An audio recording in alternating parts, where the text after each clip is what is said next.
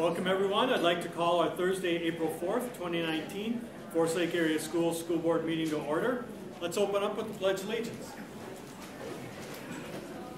I pledge allegiance to the flag of the United States of America and to the republic for which it stands, one nation, under God, indivisible, with liberty and justice for all.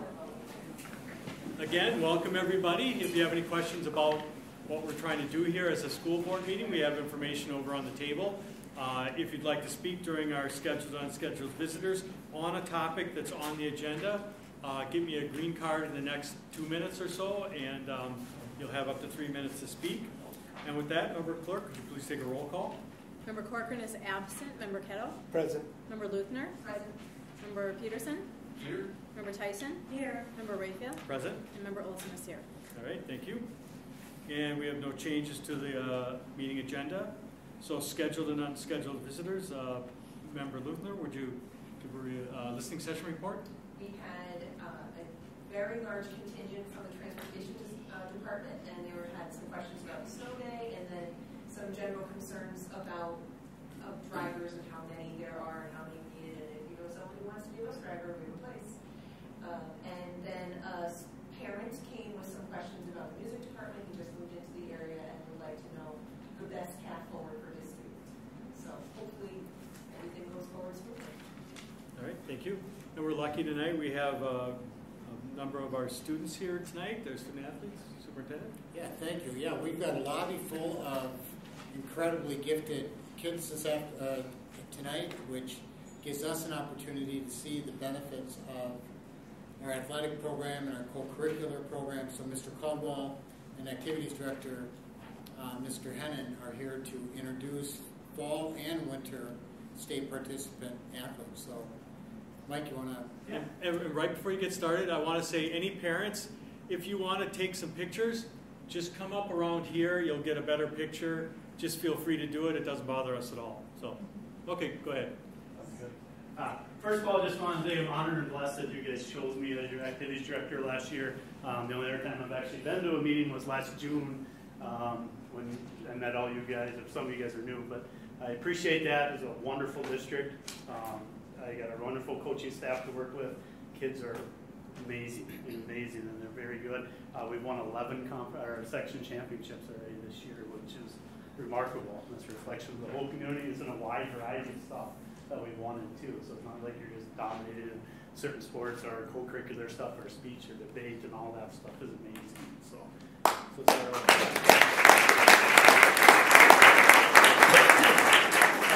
our fall teams, so we got some dual athletes here, actually some multi-athlete, 3 athletes. We're going to announce them when they come out for Nordic skiing, but our boys cross-country team, our girls cross-country team, and our volleyball team all won section championships in the state. The highest finish we had there, boys cross-country finished in 6th in the state, which is the highest they've finished in a long time. I think it might be ever, Andy said. And then we had 2 divers, girls divers that made it. Taylor Richard, which was getting her nails done tonight for prom.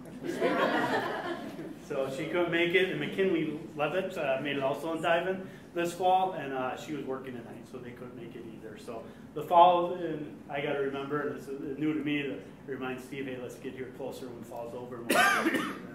So starting with winter, we're going to go with the first coach I see. So gymnastics, Lindsay Para.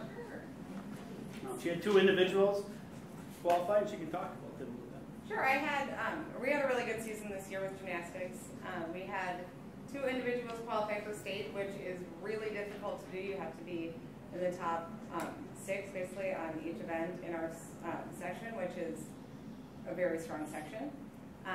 We had Claire O'Gorman, who's a sophomore. She qualified on 2 events.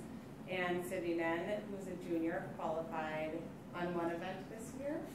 And looking towards next year, they're both coming back, so we're hoping for similar results next year and even better. Sydney was all-conference and all-state in gymnastics. And Claire had some injuries at the beginning of the season, so she didn't get to compete as much so she wouldn't be eligible for all-conference, but she was an all-state honorable mention on 2 different events. So, pretty good season. All right. Any Thank you. All right, thank you. And I think she loves the space that you guys got. And then there, she's in the, would be what, the south end of our South Field House. It's a beautiful space and there's also so thank you. We got our state 3A coach of the year here, Joe Kuncher, in the wrestling program.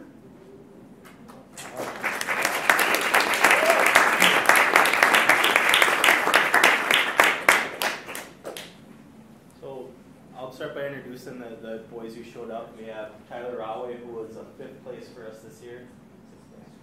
6th place, sorry, at 160. And then Wyatt Nelson was one of our guys that qualified with the team. Logan Rowe, junior this year, he qualified with the team. Paul Brisboy, a junior, or sophomore this year, 9th grade, freshman this year. He was our 9th grade league state champion, as well as he was on our section team. Derek Cardinal, now tied for this. He's the 3rd two-time state champion in course like school history. He won his 2nd state championship this year, won at 113 last year, 120 pounds this year. Reed Nelson was a 3rd place. He's a sophomore as well at 106 pounds. We have Sam Locke, who qualified with their team, who's on the section team, and qualified for state, Jordan Silvera. That's with us today. So I also have my assistant coach, Andy Hackenmiller, who joined us this year. He's teaching in the district as well. Great addition for our group of guys. So this is a group that was able to qualify for state, first team in 26 years, since 1993. So very proud of these guys. Best part about it, 2/3 of our team were sophomores this year, so we're going to be a tough team to beat coming up in the future. So appreciate you having us tonight to celebrate this season. Coach Kuncher, congratulations on your award as well. Thank you. Appreciate it. These guys made it easy. I know that. So, great team to coach. So how many of you are seniors? We have one senior here tonight. What are you looking at doing next year?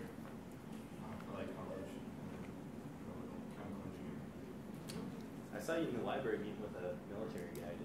Did you drive? Do you know where you're going to school? Sam's a 3-sport athlete too. He was on the football team and he's also throwing on the track team as well.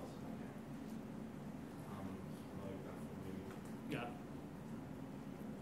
Any Well, questions? I just want to say I was there the night that you won, Derek. That was so exciting and fun.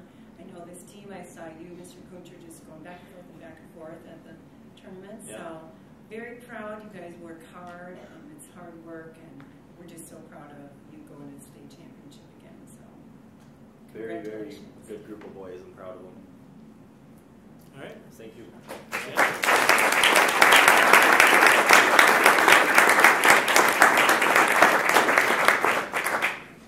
I've had 2 individuals qualify in alpine skiing. The alpine skiers want to come on off? Once the rest of them get out of the way. Kelsey Shimstock is their head coach. She's an English teacher at the high school. She's unable to make it tonight, but I'll try my best. I went to 3 meets. Maybe we'll make them talk.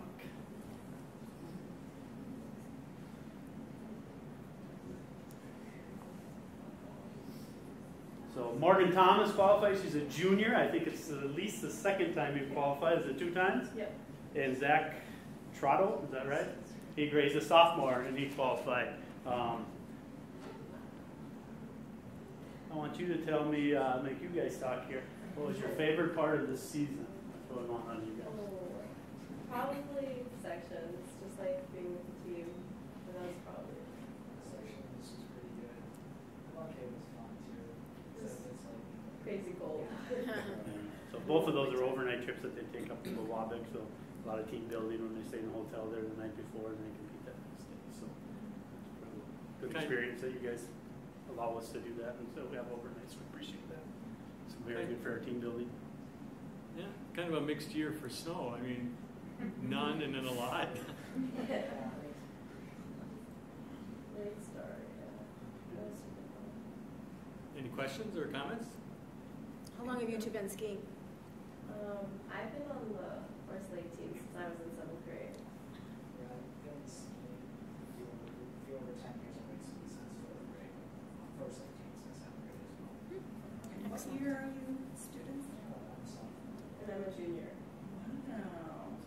hopefully they're back here again next year. Yeah. The boys were third place, just out of, how many points was it? 9 points out of qualifying for state, so they're real close. They're one fall probably away from making it, so we could have kept them skis. Well, Not we gonna name appreciate names. you coming out tonight and appreciate you representing the school and just making us proud. It's just an amazing to see all the work you and your parents put into just being a high performer like that. So appreciate you coming out. Congratulations. Thanks, guys. Thanks for coming.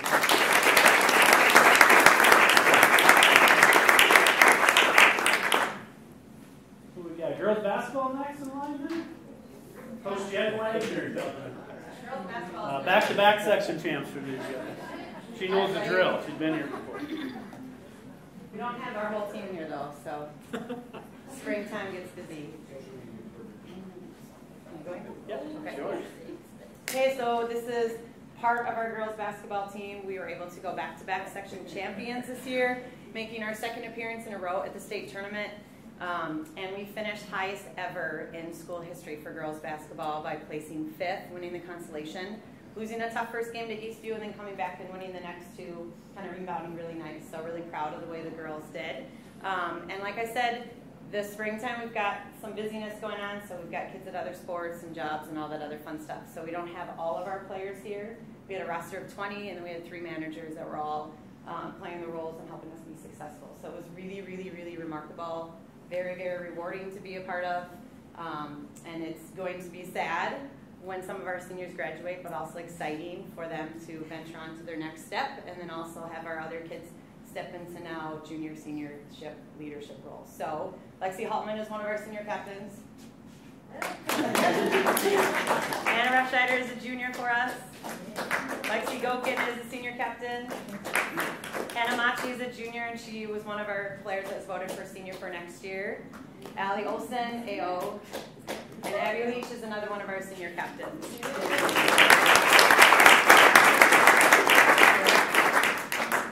So seniors, you want to tell us what you're looking at next year? What's next? Like, you talking about college? Yeah. What do you got planned for June? Okay.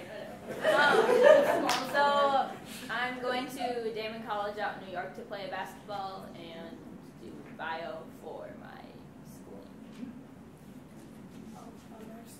I will be going to St. Scholastica to major in nursing and play basketball. I will be going to North Iowa Area Community College, or NIAC, to play basketball and pursue my nursing degree. Oh, great. Any questions, comments? How many seniors will you lose? We lost 8, 7 players and 1 senior that was one of our managers. So I caught a couple games. You guys were excellent. So fun to watch. What was Very your final athletic. record? Oh man, 26 and 26. 25 and 6. Wow. Yeah. And what's really cool about this group is most of them are multi-sport athletes. So like Lindsay Johnson is one of our players that is here, and she played in her 5th consecutive state tournament for a team, which is highly, I mean, that's something that is just almost unheard of now with kids being in multiple sports. So she played on the volleyball team, she played on the softball team, she plays obviously on the basketball team. So she went volleyball a year ago for volleyball, basketball, softball, and then she went volleyball this past fall and then basketball. So that's incredible. And then we have Kinsey Stubney who's on the volleyball team, Abigail Grunewig on the volleyball team. We've got some golfers as well. So they're not just basketball players. They're also kids that are involved with other aspects. NHS, I know Lexi Gokin was working the blood drive. Anna, you were working the blood drive. So Lexi was our homecoming queen. We've never had a homecoming queen on the girls basketball team. So, I mean, lots of different things that it was not just, they were not so zoomed in to only be basketball players. They kind of had a wider lens where they are really student athletes. They're really positive community members, not only in our building, but also outside of our building as well. So pretty impressive young women for sure. Yeah. Well, I appreciate you guys coming out. It might seem a little weird kind of standing up in front of us or whatever, but it's important for the public to see the work that you guys do. I mean, it's incredible the amount of work you do representing the school as athletes, but we also understand you guys are good academically, and that kind of work is on top of all you do with the, you say many people are multi-sports, but you're also top students as well.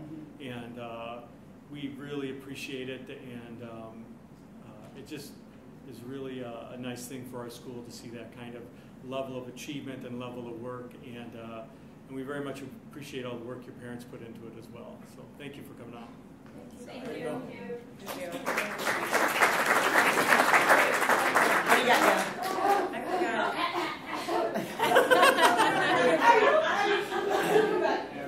I just wanted to ask you, Jen, what do you attribute the back-to-back wins aside from your excellent coaching? Well, And the new AD, I think Mike had a big. I mean, we got some new basketball. They were incredibly athletic, and so as much as I would like to take credit for that, that was just me kind of organizing them, being able to understand how to play together, play as a team, and kind of be able to like fine tune some of the skills that they already had, and then being willing to accept that coaching as well. But there's always just once in a while where you kind of get like a special group, and everything kind of gels together. And this was definitely one of those years, because not only was our varsity team very successful, our JV team was 22-3, I think, was our JV record. Our sophomore team went undefeated in the conference at 16-0. So there's definitely an excellent feeder program with our youth and our traveling associations and our community ed. And as much as we would like to be able to be a part of that, which we are, I cannot take full credit for that. There's lots of people that have their hands in that, and it really is a community effort. But I mean, the one thing that I will say is that what has been nice is this is my 14th year here at Forest Lake, and the transformation with the girls now kind of understanding how to compete at that level, and then understanding how to win at that level, that's been definitely something that has been transformed in the last 14 years. Where it's one thing, like we used to, the first couple of years, we were here 5 or 6 years in, we would be okay just competing and kind of getting close enough and we would be satisfied. And now it's really transformed into being satisfied with being at the top and being at our best and playing to our potential. And that's definitely a culture that has shifted, not only with girls basketball, but with a lot of the other sports and academics and all the stuff we do in Forest Lake. And a lot of that is from the top down, from leadership down, all the way to our youth level, and then also the kids accepting that, and the parents being willing to support that mindset of working your potential and making sure that you have that, that me first, or the we first mentality, not always worried about like individual stuff, but really focused on team goals and team aspects. So it's been really incredibly rewarding to be a part of. So, Coach Wagner, you undersell your investment in your youth, and each one of you knew Coach Wagner when you were 5 years old. Yeah, and that is what is really, really unique with our school, and for people that might not be super invested in high school sports, we were one of the very few teams in the state tournament that had all homegrown Forest Lake athletes, and I have known all of them since they were in first grade. I still have letters. Lindsey Johnson used to write me a thank you note after camp every year, and it grew to a little bit more grammatically correct stuff, but it was, those are things like, and you can't say that about, even teams in our conference. I've never had a kid transfer into our program. I've never had a non-Forest Lake kid kind of implant themselves here, and I'm not saying that isn't bad if that wants to happen, but what I am saying is that we should feel really proud about what our community produced and what these young women were able to represent, and how they're going to continue to go on and do even better things after what we helped them with their deep roots here in Forest Lake.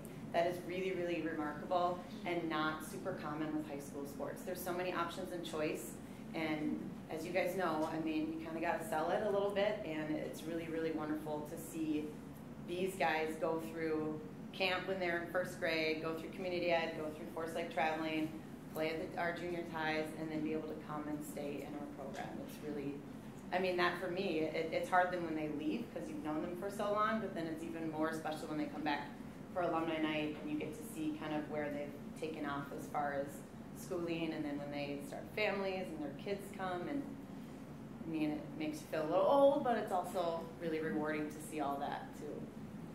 Kudos to you and congratulations, girl. Thank you. Yeah. Thank you. Can't say enough. All right, there you go. Thank you.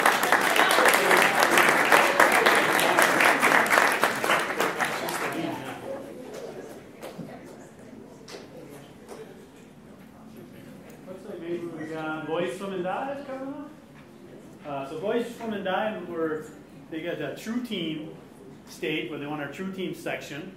I believe 5 of the last 6 years you won that. And this is their 5th section championship in a row that the boys have had. So I introduce our coach, Joe Mount. Hi. Thank you, Mike. He kind of stole my thunder. This group of gentlemen before you, 5 straight section championships. 5 of the last 6 years they've won true team. This is our state team. And what's special about this group is about every 4 years you graduate guys out of a program. And this is the second wave. And for us to not only win sections, but win true team and then field a very competitive team at state with a whole nother group of young athletes who got to watch the first group do it, and now it was their turn. And they got a chance to also be champions and kind of fulfill the program's legacy. That was really special for the coaching staff as well as the boys themselves. I had the opportunity to do something in 26 years of coaching I've never done before. Our 200 medley relay team tied for 16th place after prelims. There's only 8 lanes in a pool, so you can't have 17 teams in the finals, so there's a thing called a swim-off, where the 2 teams that tied have to, at the end of the meet, swim again, and the winner's in and the loser is out. And our boys were part of that swim-off. Coaching that swim-off was interesting, but we set our 2nd fastest medley relay time ever in the program's history. They got a chance to push on to Saturday's finals, and we brought our whole team back for Saturday's finals, which that's 5 years in a row of not just getting to state, but actually coming back the second day and competing at a high level. Our 200 medley relay team is present. Will Chatwin is our backstroker. Will, you want to acknowledge yourself? Maximilian True is our breaststroker. Our butterflyer, Ron Henderson, and Alec Janikowski is our freestyler. Our 2 alternates are here today as well, Brady Jaros and Captain Liam Hunter. Alec finished 14th in the 50-yard free and the 100-yard freestyle constellation in his 2 individual events on Saturday, and Max finished 7th, which is considered all-state in the 100-yard breaststroke. He currently holds the Forest Lake breaststroking record, 3 seconds ahead of the next fastest breaststroker. He's just kind of demolished that record and kind of owned it. We're losing our captain, Liam Hunter, but this whole group is coming back.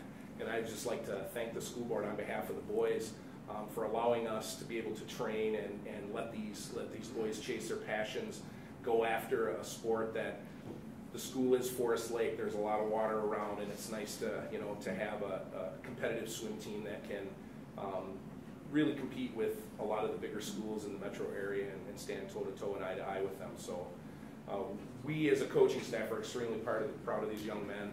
I couldn't have asked for a better group of young men to mold and shape and train and be with 24/7. I'm sure that they represent your school district impeccably, as I know they have the sport and their parents, and they make me look very, very good. All right, questions, comments? Which of you are seniors?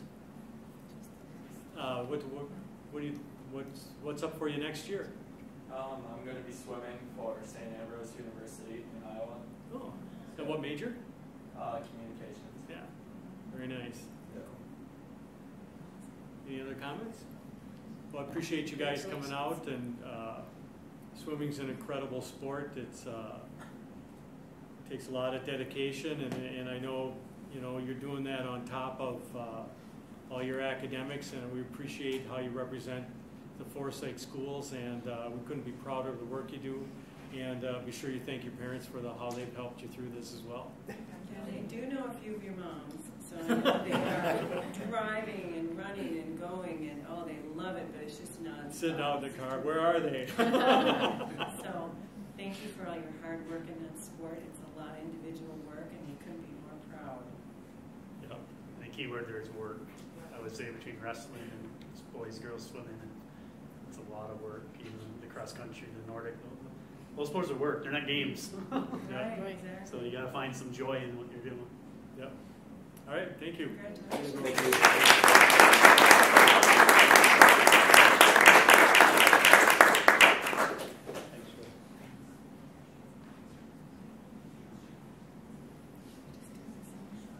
Sure, we got next. So we got next up there. Nordic? Skiers.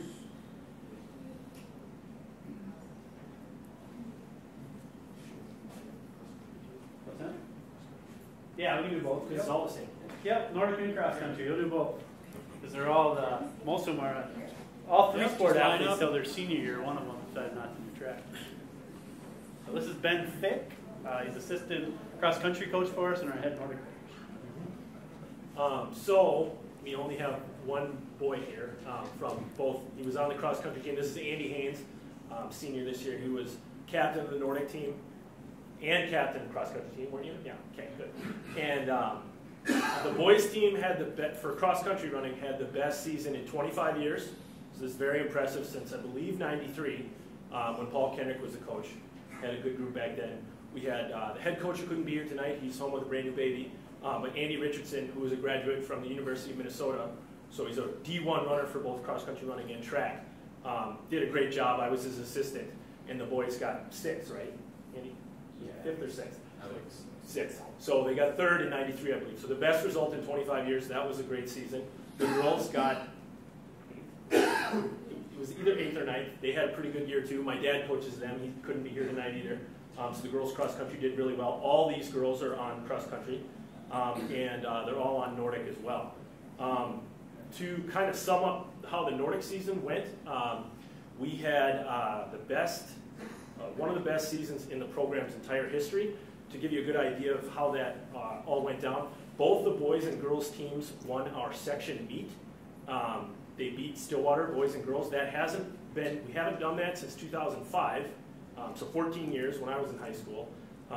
And they did really, really great. And Stillwater was not in our section at that time. They're in our section now. We're in a much harder section than we used to be then to have to qualify for state. So the top 2 teams from each section in Nordic do go onto state. The boys were 2nd to St. Cloud Cathedral, Sartell, by 10 points. The girls were 3rd. They tied with Stillwater's girls team. And they lost the tiebreaker by 6 seconds, which over a 3-mile race, 6 seconds is like that. So nothing, almost nothing. We did tie them we tied Stillwater, our girls tied Stillwater at the SEC conference, and they also beat us in that tiebreaker. Instead of a timed rule, they go from the 5 scoring skiers to the 6th skier, and their 6th skier was a senior and beat one of our younger skiers who was our 6th skier. So to give you a good example there. So the girls did really great getting 3rd and the boys getting 2nd. It reversed from last year when the girls got 2nd to Stillwater and the boys got 3rd last year behind Stillwater and Wayzata. So just to give you kind of a good summation, this is Regan Duffy. She was the captain of both cross-country girls team and Nordic. This is Ava Wilson, Jordan Parent, Evelyn Hooterlich, Annabelle Stang, and that is Amelia Howard. And that's Andy Haynes right there. So, yeah. Did you want them to say anything? Oh, Regan, you want to talk? Sure. I mean, I can. Yeah. I would say that this year, I was the only senior on the Nordic team. We had 1 junior and then pretty much all lowerclassmen. And so it's really impressive that we were able to tie for 3rd at state just because we do have such a young team. We lost 2 of our scorers last year. And so some of the younger girls had to step it up and really show what they were made of to compete with all these teams that are made up of juniors and seniors who have been competing since 7th grade and been skiing since they could walk. I mean, almost all of my ski friends from outside of this school and around the metro, their whole family skis and they've been skiing since they were 3 years old. And almost everybody on the Forest Lake Nordic team starts in middle school. And so the fact that we're competing on the same level as all these kids who have been skiing their whole life, I think really says a lot about the program and says a lot about Ben as a coach. Yeah, and I just wanted to say one more thing. We had 13 girls on the team and 16 boys, so 29 total. If you compare that to a program like Stillwater, they usually have 60 or 70 skiers come out every year. So we're able to do a lot with very few skiers and a very tight-knit group. And we make the most of what we've got, and we have a lot of fun doing it too. They do a good job sharing. I would say, how many of you guys are 3-sport athletes? Oof. So they do a good job of sharing, and the coaches work together real well. It helps that they Ben goes from cross country to Nordic to track. So that's kind of the common glue between all of them, I would say. Coach Vick, we can't pass the moment to not give you a chance to talk about your high school career and your college career. Quite decorated as well. Yeah, so in 2005 and 2006, I was a state champion. They used to run the races a little different then, so I was in the same year multiple champion of different events, both the skate technique and the classic technique, and then the combined pursuit race. Now they just score the pursuit. The boys team won in 2005 and 6, my junior and senior year. I did go on to ski at the University of Utah, which is a Division I school. This past year they won NCAAs, and in 2017 they won NCAAs with some of my old teammates, guys that I skied with college, and a couple of those guys were actually NCAA champions. Miles Havlick is a friend of mine who's now the head Nordic coach there, and he's a former NCAA champion. He went and got a graduate degree in Norway in Oslo, and then he came back and he coaches in Salt Lake City there. I ended up going to NCAAs myself each year that I was there, and I got All-American 2 of those times, so I was pretty happy to do that. I've actually, one of the guys that I was able to beat, Simi Hamilton, he's currently made the Olympics a couple times, and he's currently got a World Cup. He's won a World Cup sprint race. So just a little bit of my background there. Yeah. So had a lot of fun in college, and I love coaching the sport too. I just love the sport, love skiing. So love sharing that with kids. Two seniors. My question was, how did you end up with Nordic ski and cross country so many of the ski people? Just walk them over. I would say that, so pretty much for a lot of people, running in the winter is really not that enjoyable. And a lot of us kind of have siblings in the sport. I know Jordan has a brother and sister who are older who were in Nordic, and so does Evelyn. And I have an older brother who he was on the Nordic ski champion team junior and senior year. And so I'd say it's really a family sport, and if you're gonna get all sappy, the team's kind of a family, and we kind of all pull each other into the sports together. So people in cross country start talking about Nordic, and the new girls on the team get excited, and they're like, "Oh, it's Nordic, this sounds cool," and everybody else is doing it, so then they join, and so we kind of pull fresh talent from their cross country team, and anybody who wants to join, and kind of take them in Nordic. And we have difficulty a lot of times because of the way, since we don't have a lot of snow, because of the way Three Rivers, which is a trail system we use, coaches can't always be there, and so we as upperclassmen or people who are seasoned skiers are sometimes the people teaching the younger kids technique and kind of showing them the way in the beginning of the season. So yeah, it's just kind of like we all kind of encourage the younger people to join in the winter just for something fun to do, and then people just kind of fall in love with it. Yep. Yeah. It's just kind of bouncing from one endurance sport to the next, so running, skiing, and track too. Yeah. And they all, I mean, they love every part of it, the staying in shape, but they're also really competitive too. You might not know it from their faces right here, but they actually are very competitive runners and skiers, all of them. So. Any other questions or comments? Well, I really want to thank you guys for coming out and representing the Forest Lake schools. It's just an incredible amount of work you put into it, and dedication, and on top of that, you generally do pretty well in your classes as well. I don't want to minimize that at all because it's a critical part of what we do, but yeah, so thanks for coming out, representing us. Be sure to thank your parents. And seniors, what are you guys doing next year? I'm going to Great Lakes Maritime Academy University. Oh, interesting, yeah. I'm going to Colby College in Waterville, Maine, and I'm going to be skiing on their NCAA Nordic team. Oh. And I'm not quite sure what I'm doing, what I'm going to major in, but it's a liberal arts school, which is what I'm interested in, environmental science and policy, political science, government. So, yeah. No, I'm sure this looks very fun to you as being interested in political science. So. Yeah.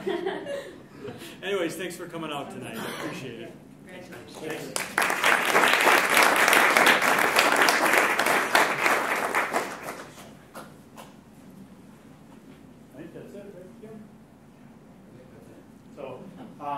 sadly, there's a few groups that didn't make it debate.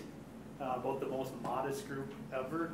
I tried to recognize them even at our Pet Fest or send-offs and stuff like that, and they're like, nope, I don't want to come down there. And they stand out and talk to people and debate things all the time, but they don't want any credit for what they did. And you tried arguing with them? No, I don't think. You ever tried arguing with Rachel? Did you win ever? No. So Rachel is one of the main. She also did that video for us when we were doing the levy, and very well spoken, very similar to Regan. Very well spoken. Regan's also a History Day champion, won the state and with the Nationals in History Day, our competition that we have here. So, and speech, just one section is also, they qualified 7 individuals for the state tournament, which is not this weekend, but the following weekend. So that we just finished up too. So, and those kids, you look at those rosters, they're the same kids that were in our 3-act play at the beginning of the year. They're all at the musical practice tonight, so they're doing all kinds of things. There's some debate kids that are in speech. So kudos to our coaches and our advisors. They share very, very well. You know, you come in, you know, I first came in the summer and volleyball's going on Mondays, Wednesdays, basketball's going Tuesdays and Thursdays, for they're not making these kids make a choice. They're allowing them to do 2, 3 things if they want to. So it's very good, and it's a culture hopefully we keep growing in a few of our other sports to give them not just playing one sport all year round. Because the research out there is not that. You know, you should be doing as many things, be an athlete. And we've got athletes here. If we just get them to do other things, I think we can bring more sports up. Yeah. And you can see the model that Nordic has used. You know, our cross-country teams are good. Our distance runners are good. Our Nordic team is phenomenal. So, and another thing, I know Ben left, but I was up at the hotel with those guys at state, and happened to be in the room with the boys when he came in for his kind of right before they went to bed, giving his pre-speech before state. Amazing the character development that he's working with those guys, the way those boys, those young men express themselves about being part of that team and what they're to do for the team to make it better. It choked me up when I was down there. I'm like, oh my God, that was amazing. So that was real cool. So again, like I said at the beginning, very blessed, very fortunate. Love the community, love my job here. It's the best job I've had ever. So it's I'm around, I'm everywhere. People say, why are you everywhere? Because it's fun. It's a fun job. I always tell people, you know, I taught for 23 years, and they always say, well, do you like it? I go, what's the best part of your day? Well, when I get after school, when I got to go do, you know, coach my sport, go to my sport, I do that all day long. That's what I got to do all the time. So thanks for having us. Yeah. And hopefully we get invited back. And hopefully we have some spring teams that make state also. Yeah. Well, we appreciate you coming out, and you know, I want to, you know, on behalf of the board, thank you personally and all the people you're working with and the coaches and the assistant coaches, and just be sure they understand how much we appreciate how they're really enablers in these kids' lives, letting, you know, very high achieving kids, but it's, you know, they're standing on the shoulders of all those people that, you know, help them out, and we as a board really appreciate that. Thank you. Yeah. And I have heard from the community about how you are everywhere. I have heard that from multiple people, so I appreciate it. The cross coach just asked me, do you have a family? I got 3 kids and a wife, yeah, I do. But real, you know, I do have 3 kids, and they're all 3 in 3 sports, so obviously I live the multi-life and going through. But as a district, when they came in, Jim says, you do not miss your kids and stuff. So part of it is, you guys have been really, really good to me. I missed, my daughter played basketball, lost to Forest Lake in the section championship. I missed 1 game of hers all year. So I've got the more stuff this year, not being a football coach and a golf coach, than I have ever got to. So that part of it for me has been really rewarding. And Jude Caldwell said right when I came in, you do not miss your family stuff. If you can get there, you know, we were hosting a gymnastics meeting. That was the only thing I missed. We had section gymnastics, and I didn't feel like I should bail out on that. We were just playing Northbridge, so it was an easy one. All right, thank you. I just want to mention one more thing, and I did see this at a board meeting, but you weren't here. But so many parents have come up to me and commented that your support and dedication and enthusiasm with the athletes has just been incredible, and it's been well received by the parents. So thanks for all that hard work. That's the part I thought I would miss. I didn't, you know, when I first got here, I don't know anybody. I knew a few. A few coaches that I ran into with the sports that coach, but that student connection. You know, I remember going to a swim meet right at the beginning of the year and walking into Cambridge Sandy High School where I came from, and hey, Mr. Mr. Hannon, how you doing? Boom, boom, boom. And I finally have got that here when I come into like a spring practice. The same things come. I still don't know all of their names quite yet. The faces are familiar, but that was the part I was missing. So it was intentional. This is intentional by me to get out of my office. I don't sit in my office very well. Like if we have flex space times, I'll get out to the flex space and start sitting there and talk to the students, because that was the part I was missing when I first got here, was that relationship with the students, because I don't think anybody goes into education not to be with the students. I thought that would be my hardest thing was, and I've achieved that and got that. So that's part of why I'm doing that, because personally that's why that was my goal when in education, try to influence students and influence kids and hopefully make them right good choices and be great young women and great young men. So. Thanks for all that work. And I know Steve has said you occasionally like to do physics? No. Oh, math. Yeah, I sneak into the math. I took a final the other day.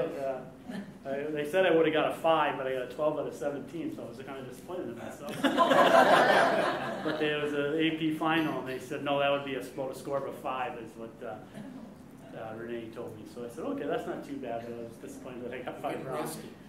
Yeah, I took their midterm too. So yeah, every once in a while I sneak into the classroom and sit in the back, and I do that actually quite a bit. I sneak into people's classrooms and sit down and listen to them teach, and more just trying to make some connections. I think people. I'm a relationship guy for sure. I like to talk to people. I get an email from somebody with a question. I don't respond. Usually I get up and I walk down and I talk to them and answer their question. So, all right. Excellent. Awesome. Thanks for having us.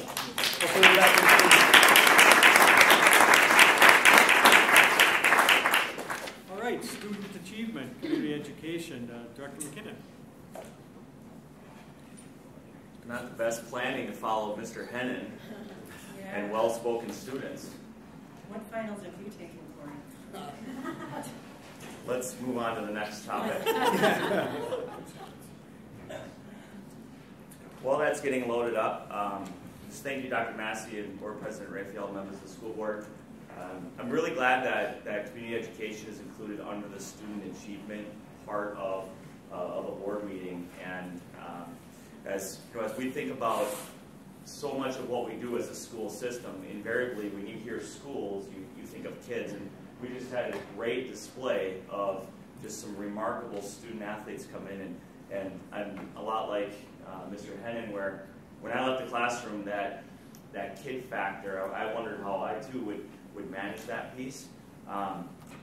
But community education is lifelong learning, and everyone's a student. We're always students.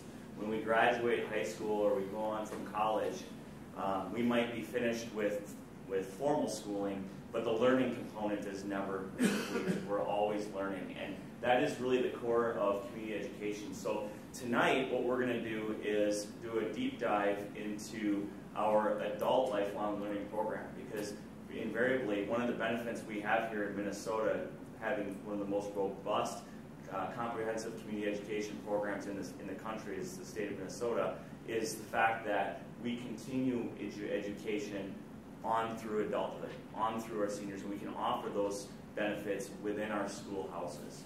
And so being able to capture that and celebrate that at a school district level, it's unique in terms of, it's very common in Minnesota, but it's not so common across the country, and we're very fortunate. And I have to say, within Forest Lake area schools, we have an amazing program that we have to offer our community that's really being served by incredible staff. So tonight I have Lori Dolson, who's here, is going to be assisting me in the presentation and talking about our adult lifelong learning program.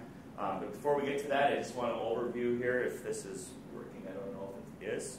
So I'll just click the button here. Well, that's not working either, so we'll just push play. Of course, it's probably going to go. There we go. Now we're free. All right, so a couple of years ago when I first got here, the very first task that we did as a team, and our board members that have been on over the last couple of years have seen this, I'm not going to read through this. The first thing we did is we identified what is the purpose, the why behind Forest Lake Area Schools community education. And we came up with these 4 purpose statements. Everything we do flows through these 4 purpose statements. And when we have difficult decisions to make, when we have something that we're trying to offer, whether it be new, to enrich, or to drop, we filter it through these 4 purpose statements. It really can be summarized by identifying the lifelong learning needs of the community and then doing everything we can to responsibly meet those needs in an efficient manner. And these are the points of community education that we value. Again, using these as what's going to steer our ship, if you will, of the journey of community ed as we meet the needs of our community.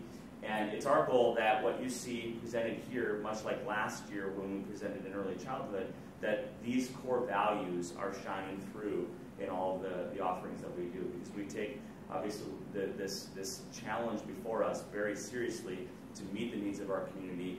Much of what we do is that we offer is of what you would consider the fun nature, maybe some enrichment and some sort of athletic experience or some skill to be learned, but also too knowing that it's all about the learning. These are the programs that we have to offer in community ed. If you've paged through our booklet that just came out for our spring-summer catalog, again, very robust. There's a lot going on there. And tonight we're going to be focusing in on the first 4 bullet points there, or well, actually not the first, or the adult classes, activities, ABE, and adults with disabilities we'll be talking about. But of course, this is all that we have to offer. And with that, I'm going to turn it over to Lori Golson, our Adult Lifelong Learning Coordinator. Okay. Thanks for having us tonight. Our first slide is about ABE, and that is our Adult Basic Education Program. Our adult students come to us with a goal, whether that is to go to college, to obtain their GED so they can join a union or advance their career, or to work on their English. And so our teachers help them to achieve those goals. Some of our specific things that are new this year, we started a book club for our English language learners, where they all read a book and then come together once a week to discuss it. And it's a fun way for them to work on their conversational English that doesn't feel like learning English. It's just for them to practice in a safe setting. We've also begun offering assistance to adults who are working to obtain their citizenship. And so the citizenship test is a big piece of that process. There's 100 questions about American civics. And so we go over all 100 questions with them, and then during their citizenship test, I believe they're asked like 10 to 15 of those questions, but they have to prepare for all 100. So that's new this year. And then our family learning program that we partner with our early childhood programs, where the families enjoy lunch together, children go into preschool programs or childcare programs, parents go into parent education session, and then they move on to ABE and work on their personal educational goals. And that's been a really successful program, held twice a week on Tuesdays and Thursdays. This young lady up here is Jacqueline. She recently completed her GED and was accepted to Pine Tech's welding program. We worked with the Washington County Career Force, which used to be called the Workforce Center, and they help our students with grants to help pay for their GED testing and even some grants to help them start their college career. So we're pretty proud of the work that she did and how she's doing great in college. Our Adults with Disabilities program, we offer a few activities each month, focus on social, recreational, educational opportunities. We kind of hide that educational piece within the fun social, recreational piece for this group. Things like bowling, dinner at local restaurants, game nights, dance lessons, arts and crafts. And this is Joe. He's one of our long-term participants, and he loves to come every LINK activity. Sometimes LINK is the only time these folks get to have that social experience with their friends and with the peer group, so they really do look forward to it. Many of our participants still live with their parents. Some are in group homes, some live independently in independent living apartments. We do provide some limited transportation to our activities because that can be an issue. So we use the community ed van, which was donated to us by a parent of a LINK participant, and then the district Suburbans. This is Aaron. His mom works for the school district. He loved the mini golf that we did this winter. We set up an indoor mini golf course at the CLC, which was really fun, and they had a great time. We also try and do physical activities that are also hidden in fun to get this population up and moving.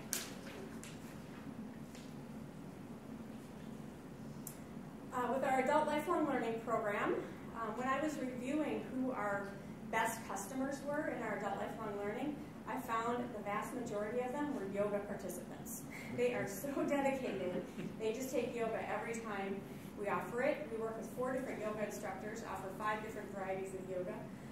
And the fitness classes are really the backbone of our adult lifelong learning program. They're just one of the staples that we offer all school year and into the summer when we can.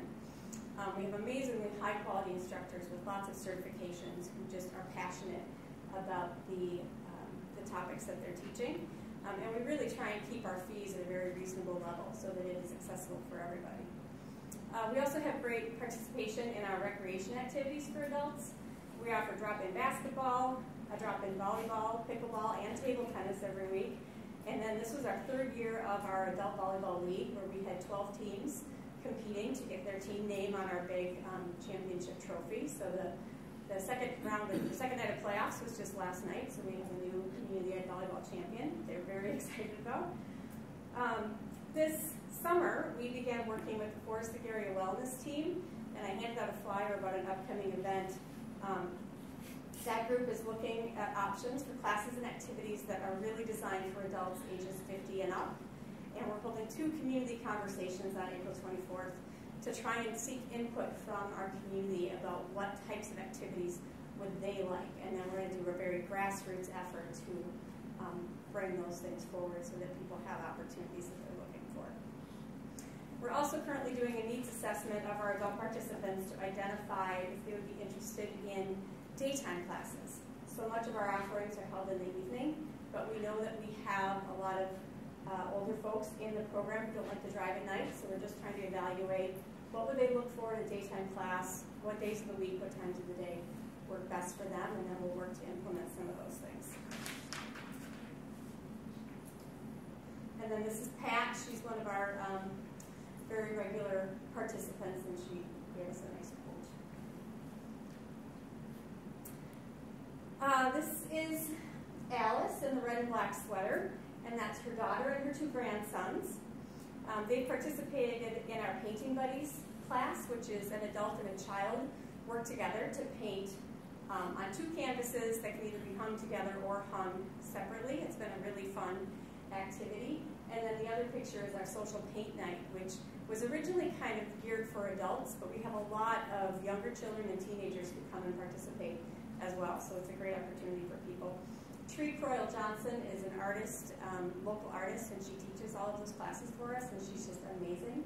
They're held at the Hallberg Center for the Arts in Wyoming, which is it's great to have access to that kind of facility for these classes. Alice gave us a quote, and she says, "As my interests and needs have changed over the years, Community Ed has continued to offer appropriate opportunities to help keep me active and informed. Just recently, my daughter-in-law, grandsons, and I were able to enjoy some enriching time together at a painting class. We had a great time, and we will continue to participate in future offerings. So now you have a 3rd generation hooked on learning through Community Ed. I've met many people through my classes and have found a sense of community throughout. It is truly wonderful to live in a community that is willing to support so many great activities for all ages, and I just want to say thank you." And I did not tell them what to say. I said, "Tell me what you think about Community Ed," and they wrote these amazing things. This is one of our yoga classes that we hold after school. You might recognize Wyoming Elementary Media Center. In fall and winter this year, we tallied up our course evaluations, and we had 279 responses.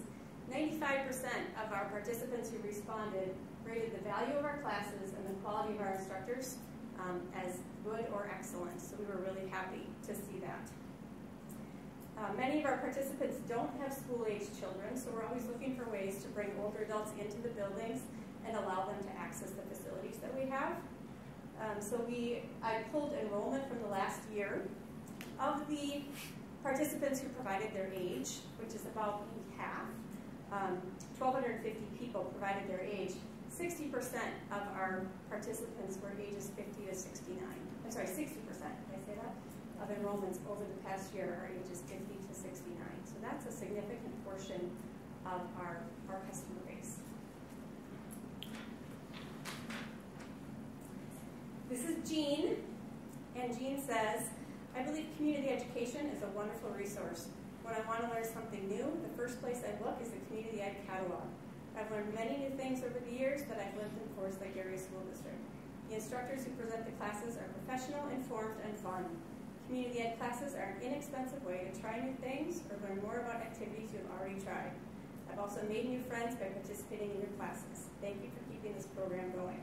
So she's one of our regular customers. I wanted to share that piece with you. If there was ever a final on what is the purpose of community ed, I think Jean has the classic answer right there. We're very fortunate to have a great team. Like I said, Lori does an amazing job at meeting the needs of our adult community through learning experiences with our ABE link and our adult learning and enrichment programs. I'm really excited about the upcoming community conversations because, again, the purpose of community ed is to maximize the use of our schoolhouse buildings and bringing in our adult population and keeping them under the rooftops of our buildings keeps them engaged with our schools, both to the benefit of the school district, but also to the benefit of you, and it maximizes the great resources that we have here in our district.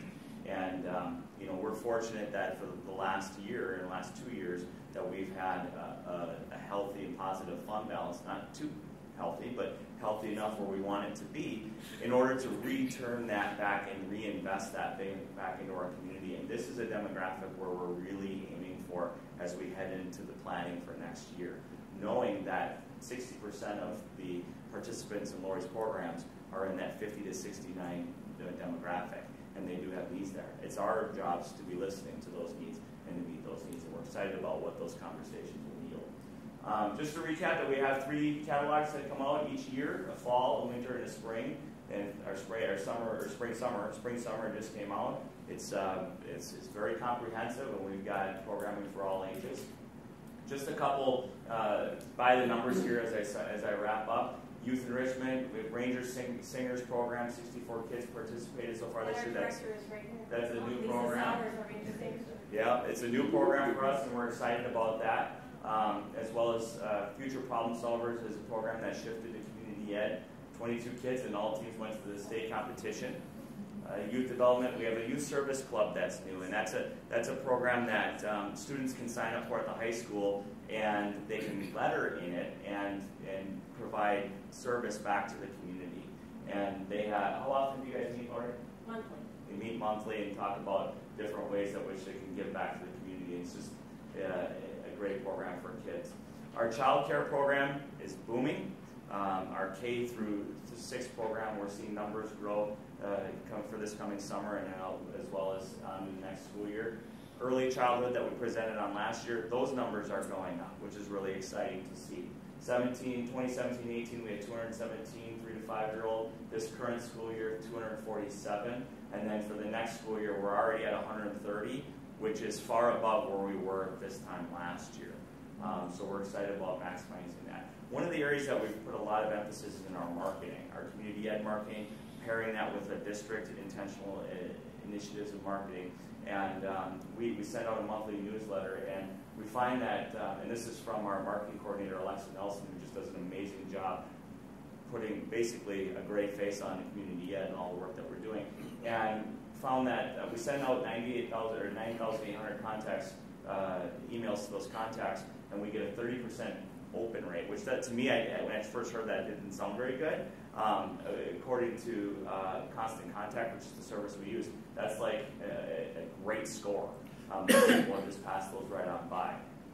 And our Facebook engagement has increased a lot too. The pool's open. We've got construction going on over at the building to be named, hopefully this evening. But we've got a lot going on there. Middle school track and field. So middle school sports was a program that we took on at both in soccer, basketball, and track and field. And our spring numbers for track and field this coming year are off the charts. Last year we saw a dip. We only had 39 participants. We have a new athletics and facilities coordinator, Allie Lukin, who's worked very closely with Mike Hennon to just reboot that program, work with our high school coaches. We've got 81 kids out for track, and it sounds like we maybe have gotten just a few more even today. And of course, baseball is doing as well. Lastly, just a brief glimpse into some professional development that's being provided to our staff. One of the things that I try to do as a director is to really challenge all of our team to take the values and the purpose of community that we find is so important, and for them to see themselves as true leaders. That whether you're working as a director, you're working in clerical, you're working as a coordinator, or as a support manager, as a planner, that they're all leaders. And so we're going through this current year, this book study of Joe Orman's Inside Out Coaching, which has kind of been an adopted textbook in the Minnesota State High School League, to really take an introspective look on, in order to be a better leader, you have to be a better you. And to really look at what it is that drives us of the why. We now have identified our own why with community ed, but to get to that point where we drill down to the why for each individual employee that we have in our system, beyond coming here and collecting a paycheck, which I feel very fortunate in leading a department where I don't see staff members doing that. We have folks that come to our program because they care about the community, they're invested in the programming, and they want to see people's needs being met through the offerings. So with that, our tagline is engaging people, enriching lives. That's what we aim to do, and be happy to entertain any questions. I don't have a question really, but I just want to say that that's a good indication of a strong community ed program with the numbers you're showing, and you guys have worked really hard. I know you and Lauren Jolson have been just redefining it and retuning it, and it just really shows. It's just the backbone of the community, our community education, and I just want to thank you for all your hard work, and Corey for your leadership. It's just been fantastic. It's my pleasure. One of my favorite things that's in the community ed booklet is the word new. We have a kind of called out in a specialized writing to really draw the reader's attention. And to me, a healthy sign of community ed, and really any program, is when you see those new things, is to know that we can take some risks. We have some margin, if you will, to try some things. What works, what doesn't work, what kind of works, but we need to make an adjustment for the following year in order to really provide the opportunities that we have in the community. And when you see a catalog that comes up, not only as robust as it is, but I tell people this left and right, I'll put our catalog up against anybody's as far as just visual appearance and how it looks, because we want to make sure that we're the best in everything that we do. And by continuing to grow and see those boundary lines expand, it's an exciting time here for not only the academic side with the K-12 system and the success of the levy, but really the comprehensive Forest Lake area schools community from birth through adult. And I did register for a class, and the website is amazing. It was just like bing, bing, bing, and I was done. Happy to hear that. That's the goal. It was impressive. So, kudos. A couple things. I really like your idea of getting the community into our buildings, and if you can think about some of our new areas to highlight, just so they can see what they voted for and see what we did with that money. And also, I just got Centennial's community ed packet yesterday, and it was so uninviting, it went right in the recycling. Seriously, it was lame. So, I'll put ours up against everybody's. Call them out, Jill. Sure we'll hear from Oh, well. That's what it is. One thing I would say is in the listening session, Ranger Singers was a couple of people were saying what a great program that was, and I wanted to mention that. And then you mentioned in passing this community conversation. Do you want to just say that one more time so if people are watching, they are familiar with it? Yeah, so there's two opportunities on there, and it's April and it's a Wednesday, right? 24th. April 24th. So the first one is taking place at the CLC during the afternoon, and then in the evening, we're at the media center in the high school. And it's an opportunity to bring people together and to hear ideas. One of the things that's I think is that we try to pride ourselves on is that we don't operate in a vacuum, but really want to put out their voice to what the needs are. And if people can come with ideas and collaborate, and sometimes it's an idea that sparks another person in the room to think of another idea, and by getting people together, that synergy can really be a good catalyst for offering a comprehensive program with community ed and any other groups that are there. Perfect. So that's April 24th, and I suppose people can look at the website to find more information on that. So, yep. Any other comments, questions? All right. Well, thanks for coming out. Thank you thanks very for much. the great work.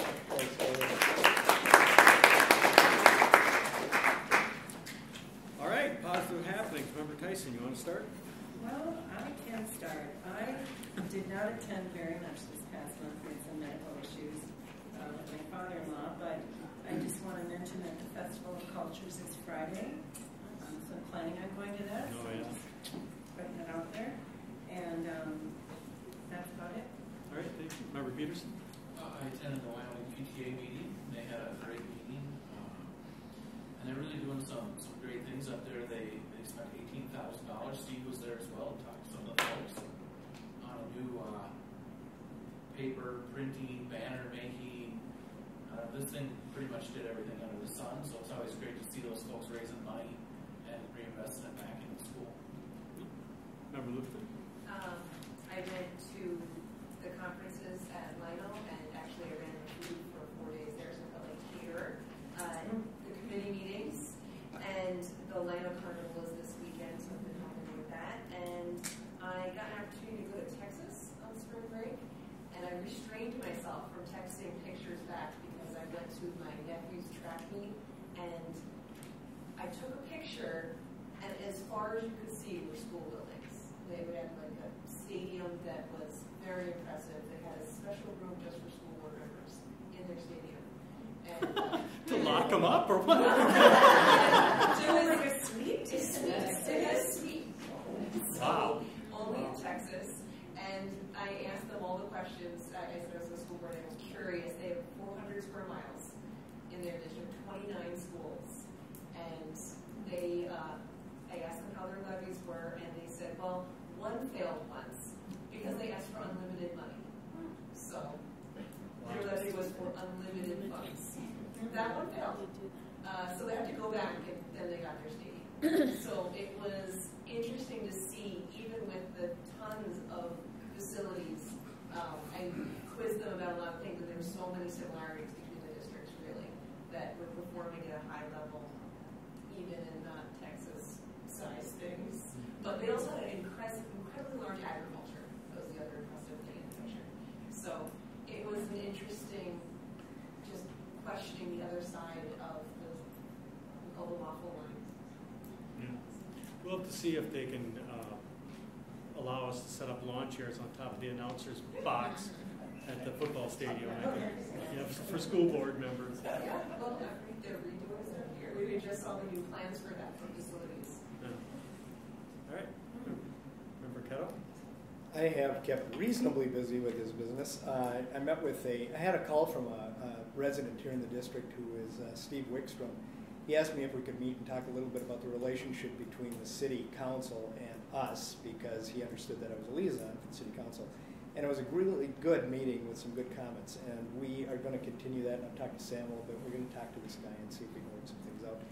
I also had the opportunity, I was asked as part of a coaching that I do, I was asked by TEFLA to attend their board meetings, and I attended 3 different board meetings with the TEFLA board to talk about and assist them in creating a new mission for them, possibly a new vision, and also some goal setting for their organization. So it was pretty good. I had the opportunity to attend the Minnesota State School Board Association Day at the Capitol. That went very well, and I can come back to that in a second when we talk about that. And I also, as part of the Community Ed Advisory Council, I attended a meeting with Corey and the group as well, which went very well. And last but hardly least, I had the opportunity as a sub for the district. I've worked in level 4 settings in special ed for 6 years. And so I'm now subbing up here once in a while, which is allowed by the district. And I had the opportunity to go into both the high school for a couple of sessions as well as the middle school. And so I can't say enough about Kelly right now at Kelly Lessman and the work that she does, because I got to see it from the inside out and actually working in those departments. So you have a great staff. I think our hands are well taken care of by Kelly. So nice job on that. And last but hardly least, on a personal level, many of you already heard it, but I had my 4th grandchild recently, which was my 2nd grandson. So it was kind of special, a little bit special, nice. and kept us busy, and is still keeping us busy. All right, thank you. Thank you. Member Olson? I was a guest reader at Lino Lakes Elementary, and I met Steve there that afternoon. I went to senior night for boys basketball, and I went to the books and breakfast at Linwood Media Center. That was very well attended, and they had 3 therapy dogs that the kids could go in little groups and read to the dogs. It was wonderful. And then I went to the FFA banquet, great food and program. All right, thank you. All right, reports, workshops and conference. Do we have any reports? Just the one on, I'll come back to that just for a second, but I attended that day at the Capitol, and we had the Lieutenant Governor, Peggy Flanagan, the Commissioner of Education, Catherine Rickert, and 3 chairpersons from education committees all come in and talk to the group about what's happening in the session this year. So that was really good. It was very worthwhile attending that. So. Oh, perfect. All right, Communications Committee, Member Luthner. We met with Corey and we did kind of went over that we're marketing, direct marketing, 4,000 views and growing, so how well Facebook is doing for the district, and that they are interviewing some students to be interns to help out with everything and get the fresh, young approach. And we did an exercise about how to best get information to the people who need it most. So identifying different customers in the community, some non-traditional ones, who needs to know most and how we could possibly get information to them best. Yeah. So it's a good exercise to just brainstorm around. Perfect. All right, 916, Member Olson. 916 entered into an agreement with Cambia Hill on behalf of the St. Francis School District to be the provider of educational services at the new psychiatric residential treatment center. As you know, that failed in Forest Lake, so St. Francis got it, and they are working on a year-round calendar for that program. And we also reviewed a board self-evaluation. All right. And Policy Committee, Member Olson. Policy Committee, we reviewed the discipline policy and the veterans preference policy. Okay. Curriculum, Instruction, and Equity, Member Tyson. Yes, we had a K through 6 literacy work update by coaches Katie Lorenz and Carla Buesler. It was just wonderful information. They talked about the role of the literacy coaches is analyzing data, modeling strategies, observations, peer observations, team teaching, and then co-planning and teaching the teachers. They go to all 7 elementaries, and they're on these 3-week cycles. So I think it's amazing the work they do, the 2 of them, and how it's very relationship-based, and it just sounds like teachers are really opening up to them, working with them, and working together, doing some of that reciprocal teaching. We also heard from Carolyn Matati that they updated and put the family support resources on the curriculum website, which I think is awesome. So people can have autonomy, like the staff, to access those resources for families that they need.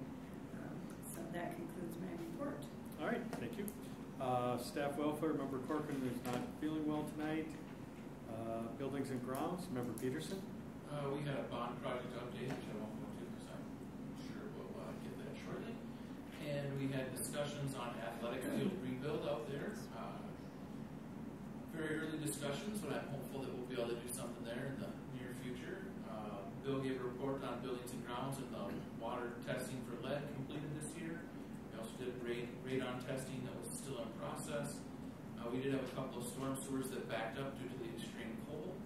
And the sports center bubble had some issues with snow and ice that they got them resolved with as least amount of pain as possible. It could have been far worse had they not been all over it when they were. So we were very fortunate.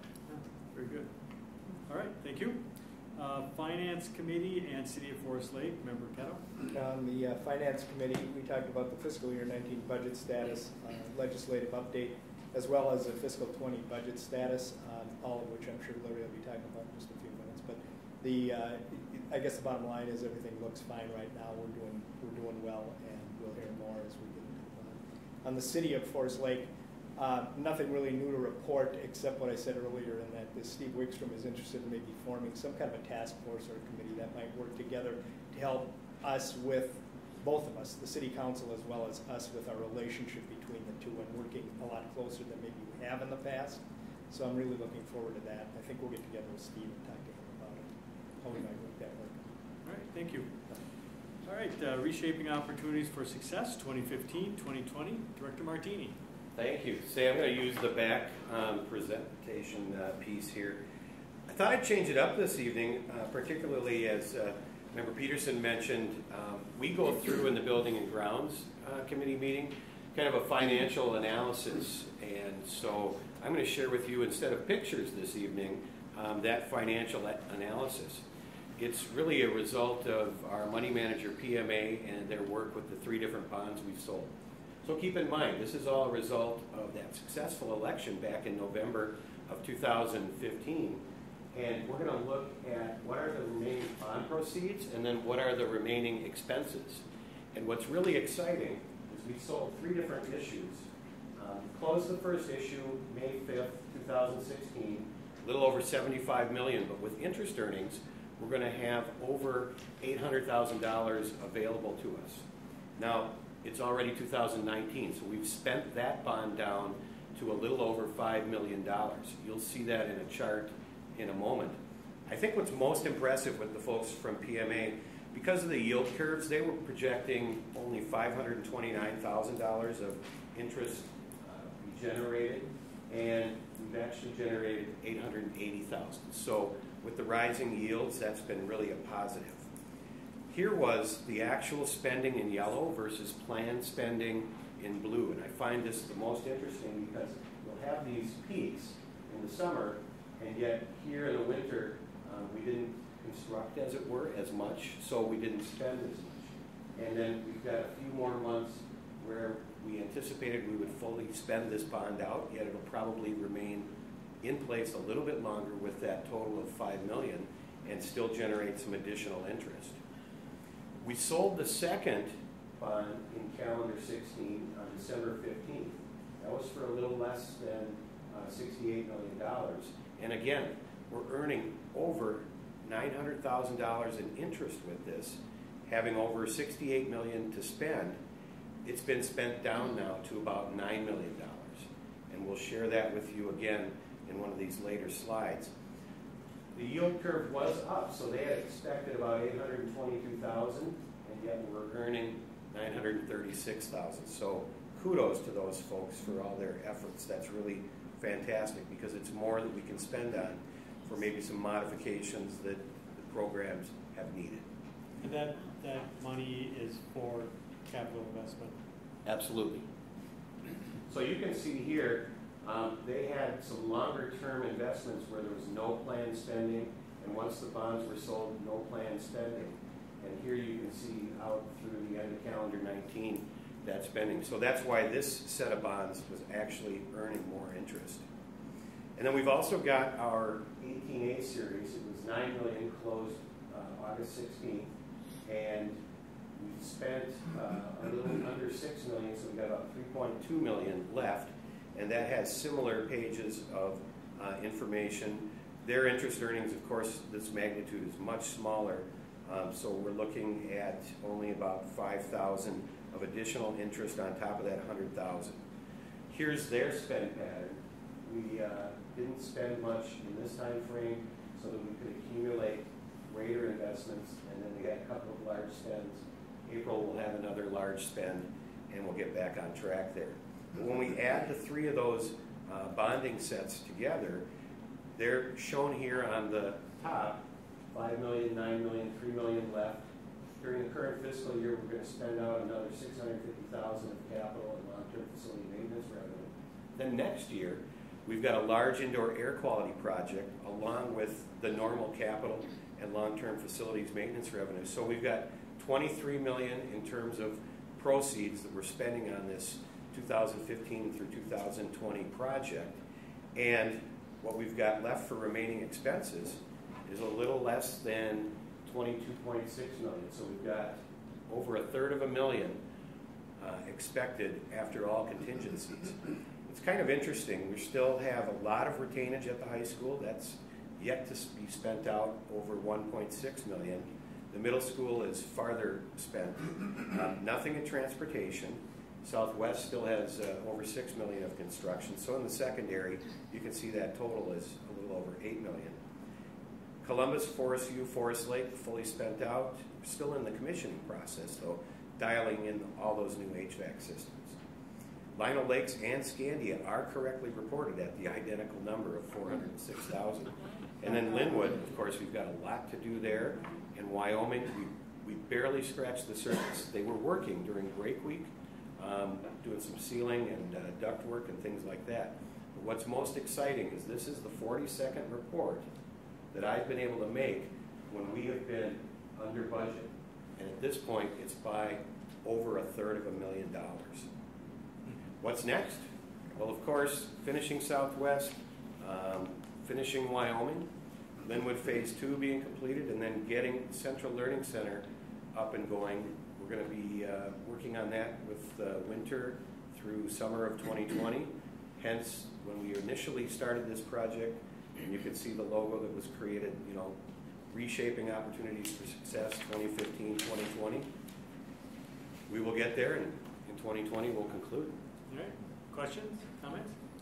Just a comment. I liked your 42nd report there, and I've noticed that Adam Hansen from the ABC hasn't come back to view any one of those under budget reports when he told us this would cost us way more. Maybe I'll shoot him off an email.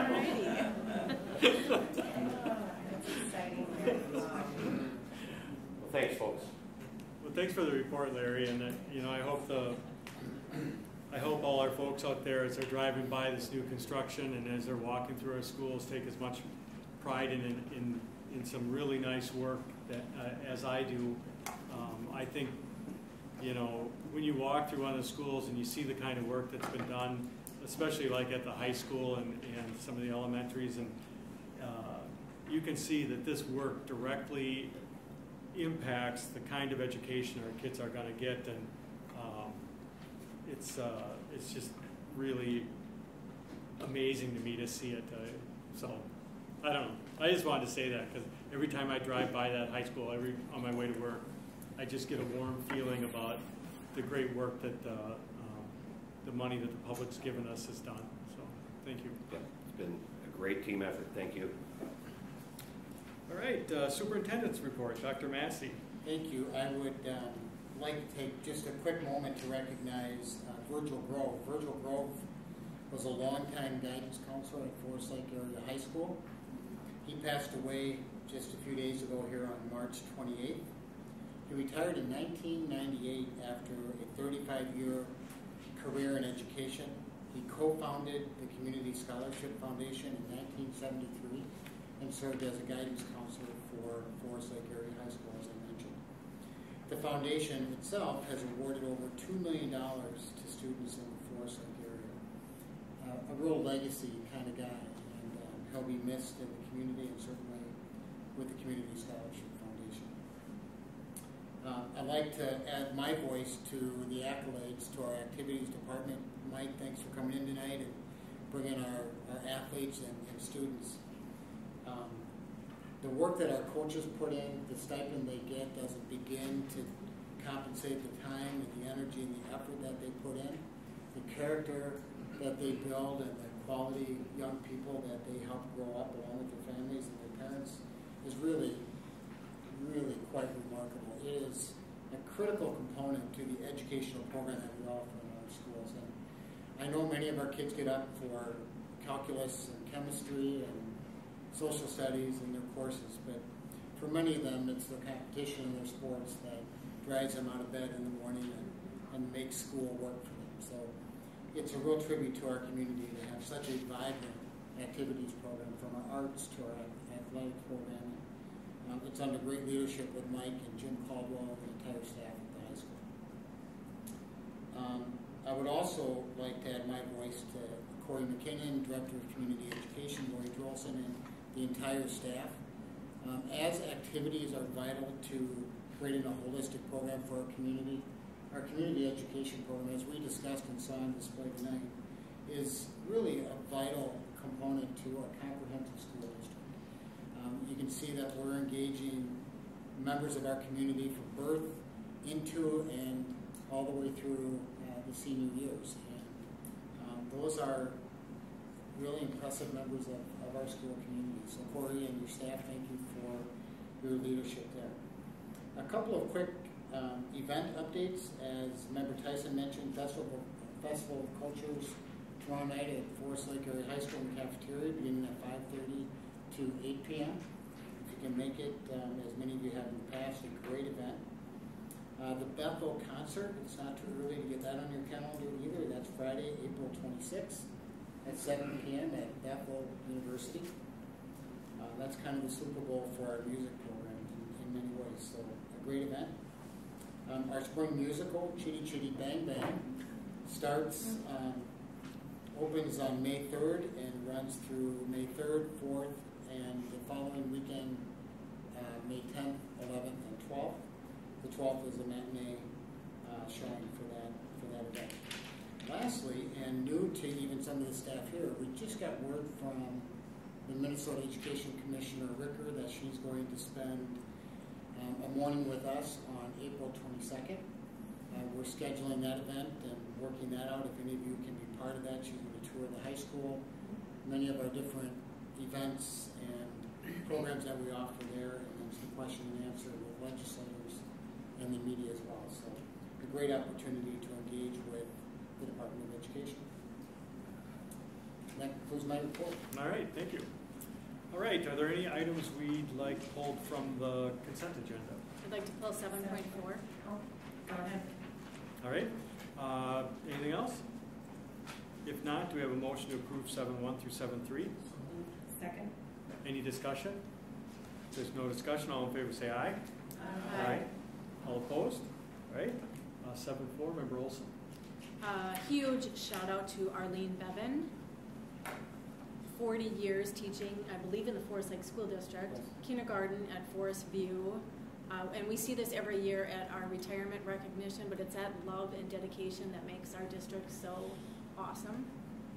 Do you want to chime in on her?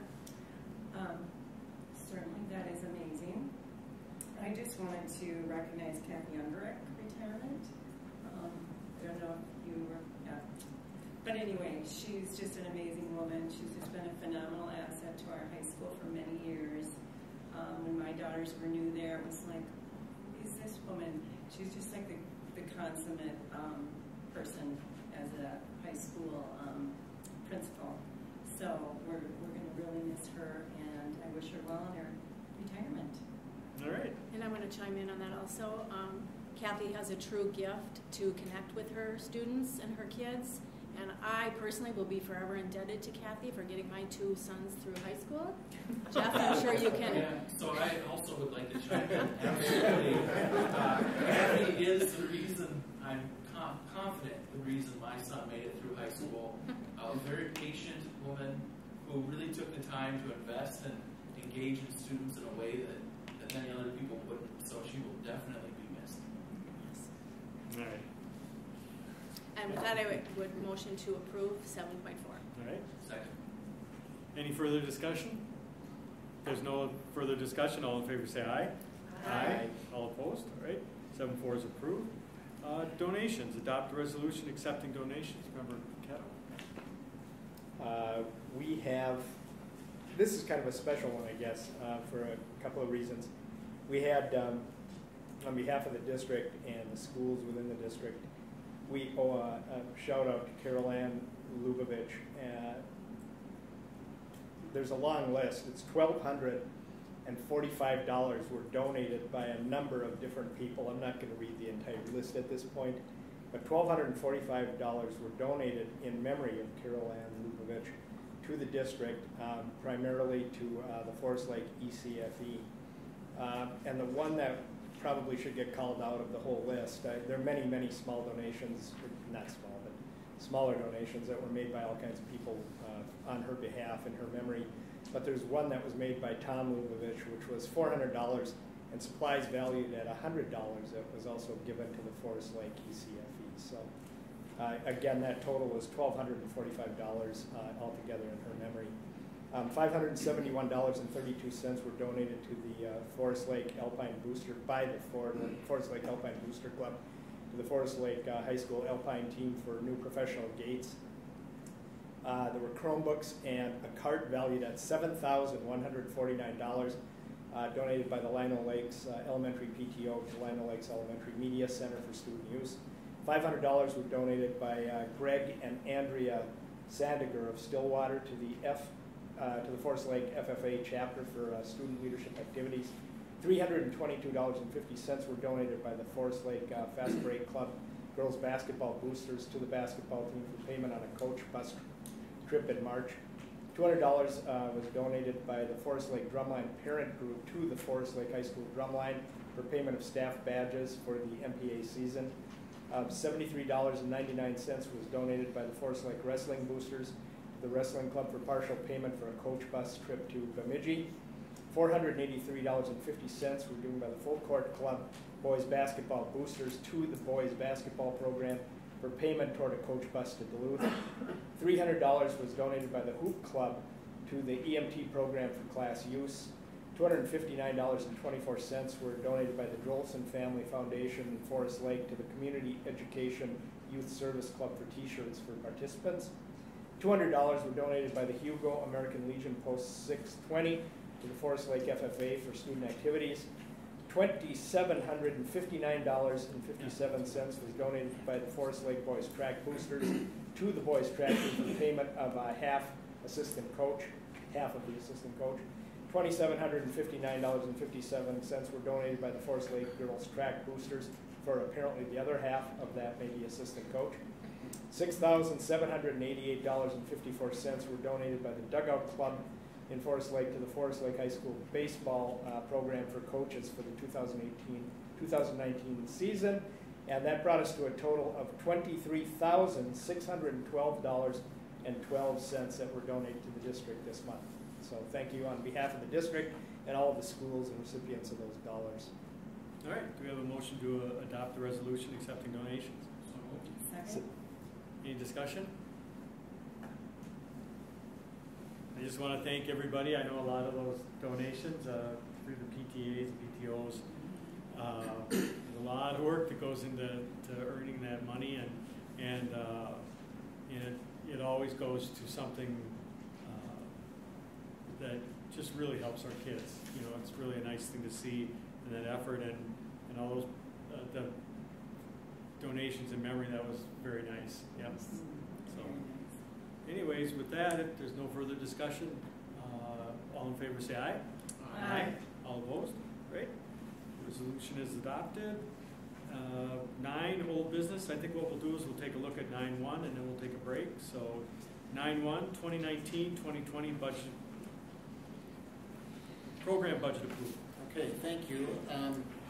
Before I get into the specifics, I would take you back to just a year ago, this meeting, when we were at the high school, going through the really painful work of one more round of budget reductions. It was that meeting where we cut $1.7 million to a very large contingency of community members agonizing with us as we were going backwards once again as a school district. And we made the resolve as a community, led by the school board, to follow up the 2017 failed referendum with a referendum this past November scheduled for 2018. Not only did we go out for the same, for the 750, but this board decided in a very bold fashion to increase that levy amount from 750 to 8.25. We had a remarkable effort from our community to engage around the referendum. We had just a lot of positive energy and a ton of work from the board to our teaching staff, to our staff system-wide, our parents, our activities, and we were successful in November 2018. And they approved a $5.5 million 8-year levy to our community. That is really quite a remarkable opportunity and feat for our school district. And here we are tonight presenting our levy program budget for your approval tonight. I'd like to thank the number of folks that have rolled up their shirt sleeves to give us ideas and suggestions. Our administrative team has been working for almost 3 months putting the details of this program together, so a debt of gratitude to our administrative team and their leadership and effort around this work. it's truly a team effort. So with that, I'm going to jump in to the presentation. We were led and guided through our work by our spending priorities for sure, and I'll get to those in just a minute.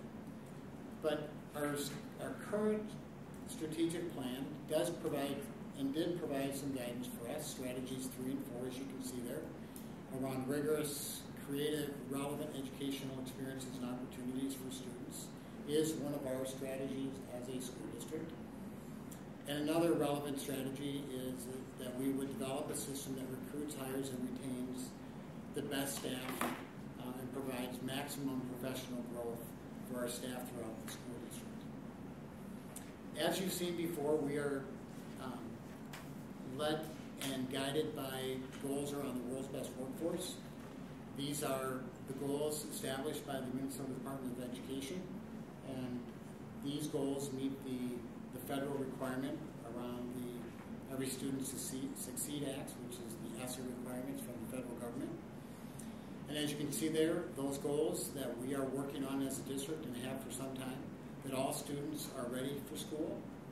All third graders can read at grade level.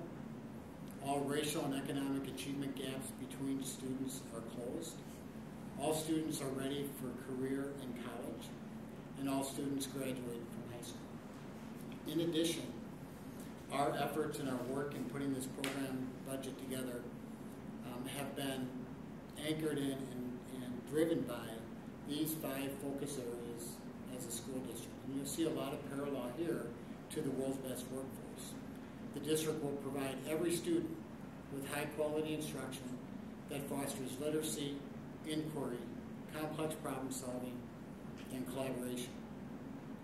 The district will create equitable learning opportunities that lead to the elimination of achievement gaps.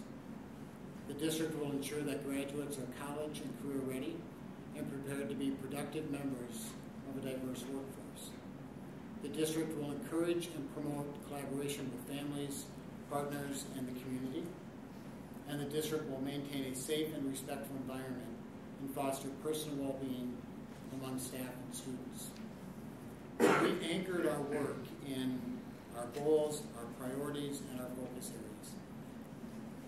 We have been resolute from the very beginning in our campaign around the referendum and our work putting this program together to honor the 7 spending priorities that were discussed and developed and ultimately approved by the school board. We are delivering on these promises, every single one of them, through this budget program, and you'll see that in just a minute. This was our promise to the community, and you'll see in just a moment that we are delivering on these promises. I won't go through them because we have seen them many, many times. Our spending priority targets, in order to do this work, we have an 8-year referendum. And the dollars we spend this year, now going into the next school year, have a compounding effect. For every staff person we hire, they conceivably, and rightfully so, should be anticipated to cost more in year 2, year 3, and year 4. We need to project that growth over time. And we have built a model on each of these areas using these benchmarks as targets in year 1 that we can sustain over the 8-year referendum. The goal, if all things are provided for us in terms of adequate increases from the state, we stabilize enrollment, we think the 8-year referendum will get us through 8 years. Obviously, if we get hit by low increases from the state, or we have other factors affecting revenues, that would change that. But our goal is to have this referendum service for 8 years. And you can see that these benchmarks and targets are directly related to our spending priorities. So given that, we set out after our successful referendum gathering staff input. I visited every staff at every building through staff meetings, gathered a lot of ideas and input. We had community conversations as well, and of course our school board work session on January 24th, where we spent a good 3 hours going through those different spending priorities, identifying your priorities, and then giving us our direction as an administrative team. So first, our spending priorities, reduce class size averages. Our plan there is to add up to 12 additional teaching positions, 8 of which would be targeted at the elementary level, and 4 of which are identified for the secondary level. Those additional FTEs will lower class sizes and class size averages, and will also allow us to support, expand learning opportunities, course opportunities for kids at the secondary level. Our spending commitment in this area in the first year would be $616,000.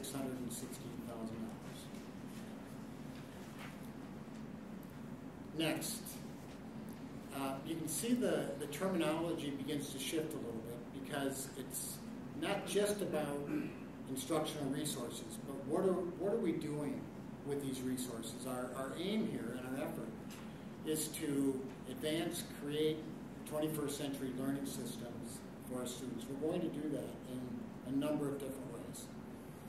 First, we are planning to hire two curriculum coordinators, and these would be teachers on special assignment, paid through the teacher collective bargaining agreements. These are teacher-level positions.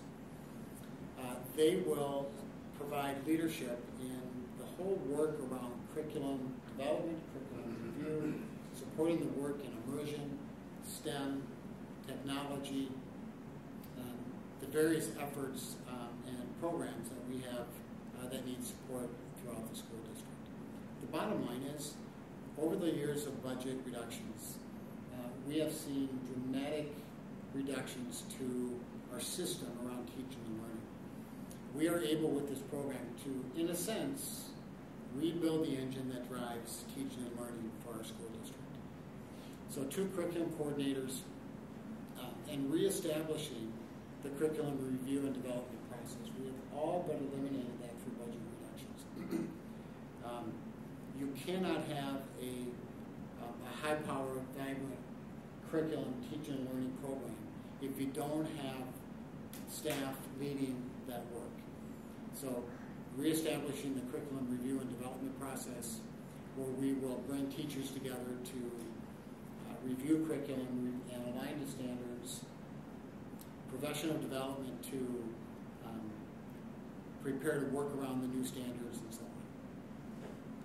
Teacher leadership for curriculum development and implementation. In this area, we will, when different curriculum areas are in curriculum review and departments are in curriculum review, we'll identify teacher leaders in those areas that can help and assist with that process.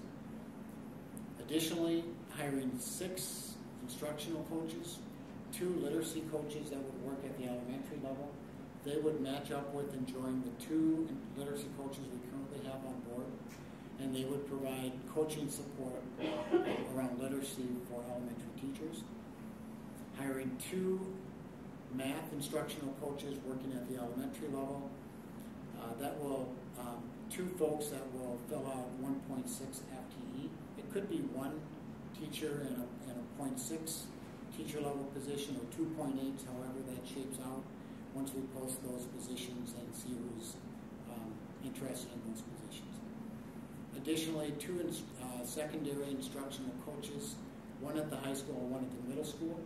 These 2 folks will work with teachers and departments across those schools, aligning their curriculum to standards and teaching to standards, work with assessment building, working with teachers, analyzing data and how students are performing and supporting their work.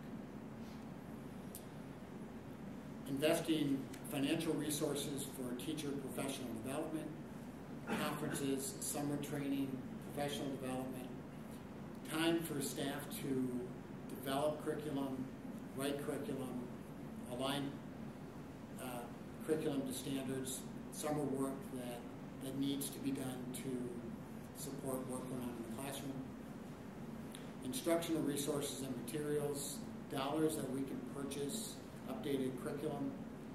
We have curriculum that is really old in many of our departments. If you talk to our kids, they ask us, why is my textbook 25 years old?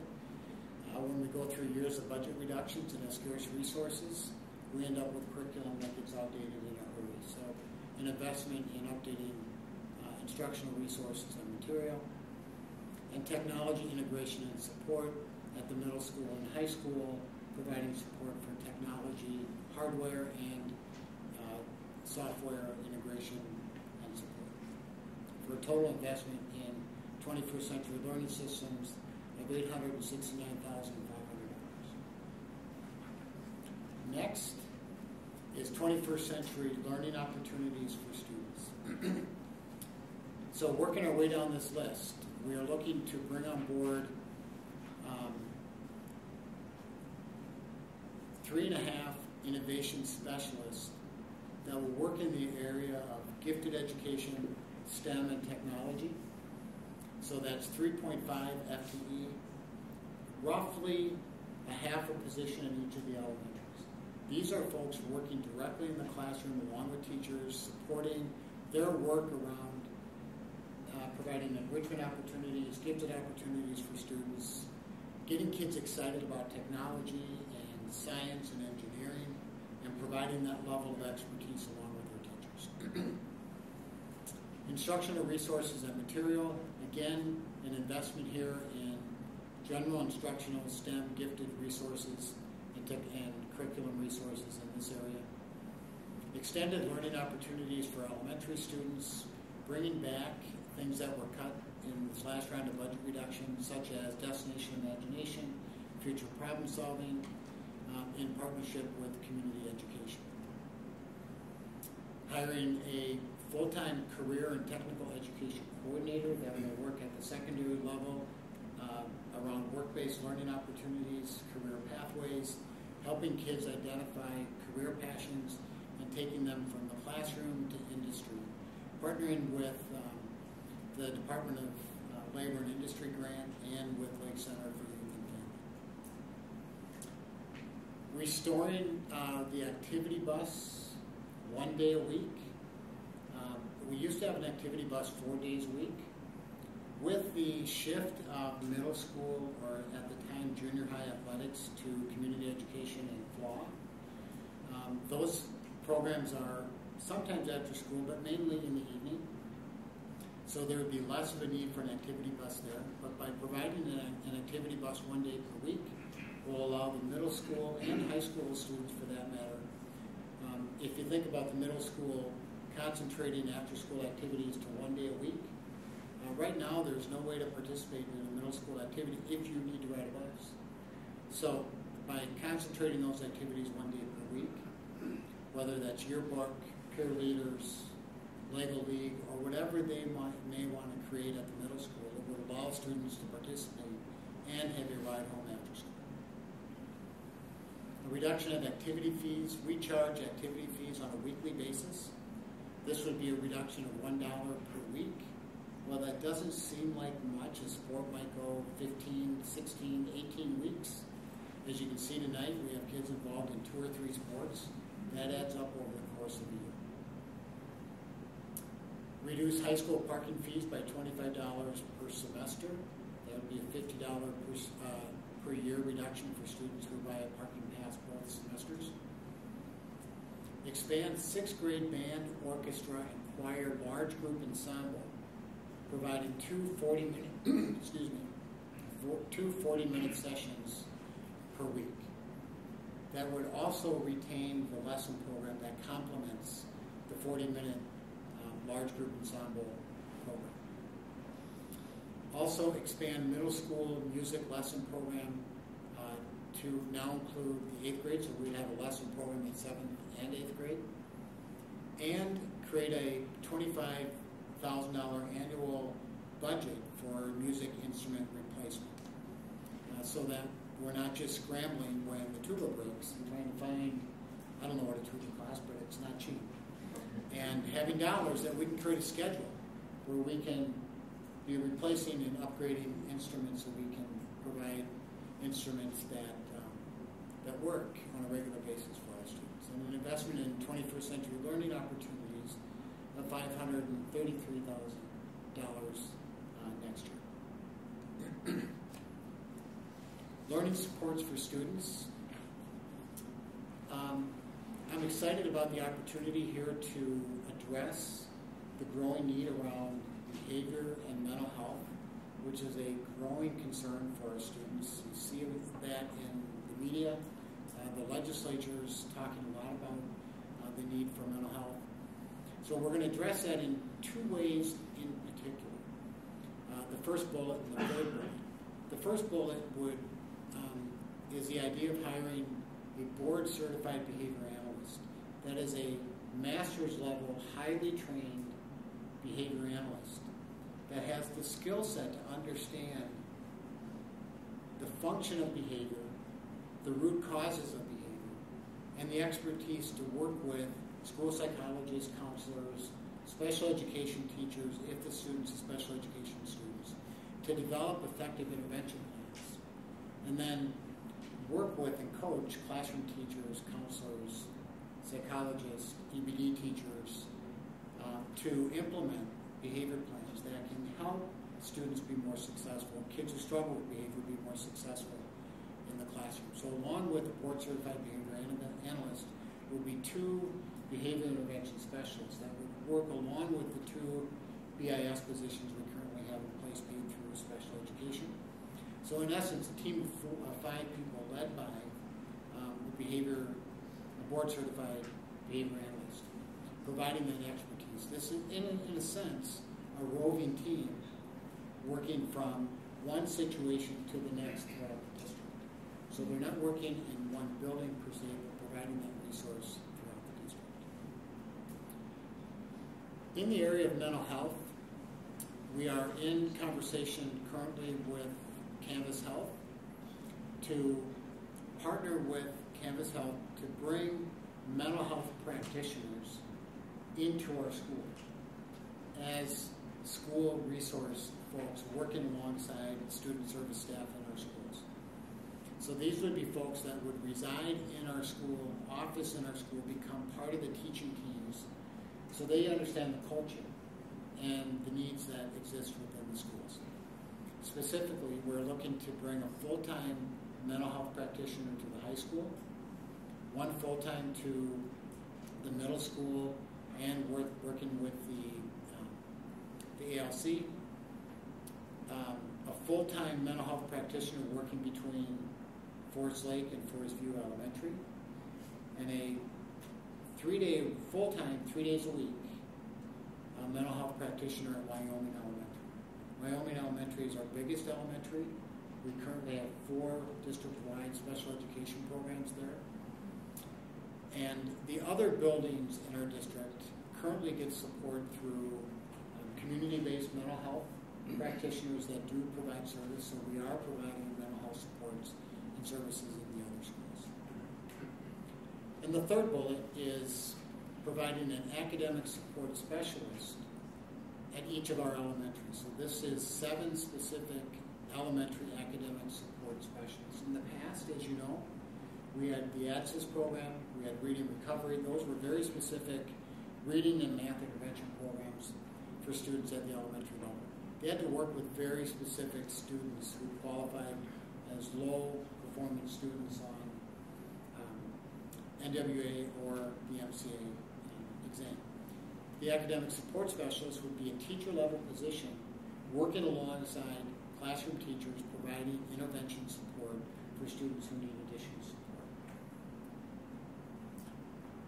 The investment in learning supports for students, $497,500. Next, attract and retain high-quality teachers and staff. So salary resources to attract and retain high-quality teachers and staff. A $2 million annual investment in resources, which is essentially wage increases for our staff. As you know all too well, all of our employment groups don't fare as well to other districts, and we need to make progress and improvement in this area, and this is a significant commitment to invest in the financial resources, salary resources for our staff, from our teaching staff to our support staff to our bus drivers, all the way through food service and so on.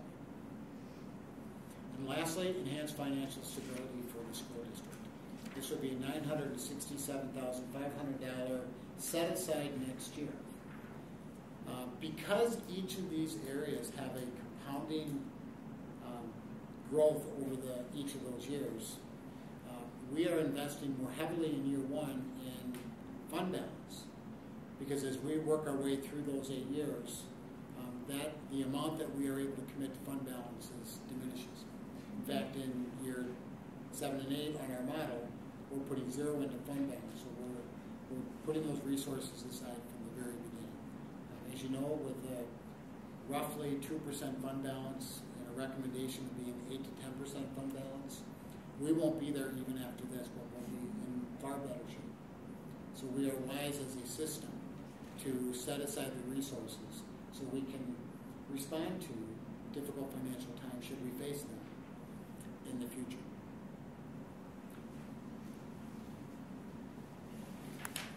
So overall, we are investing $5.5 million next year into our system. And I might add that if you were doing the math on these positions, it's approximately 30 positions and resources we are bringing into our system.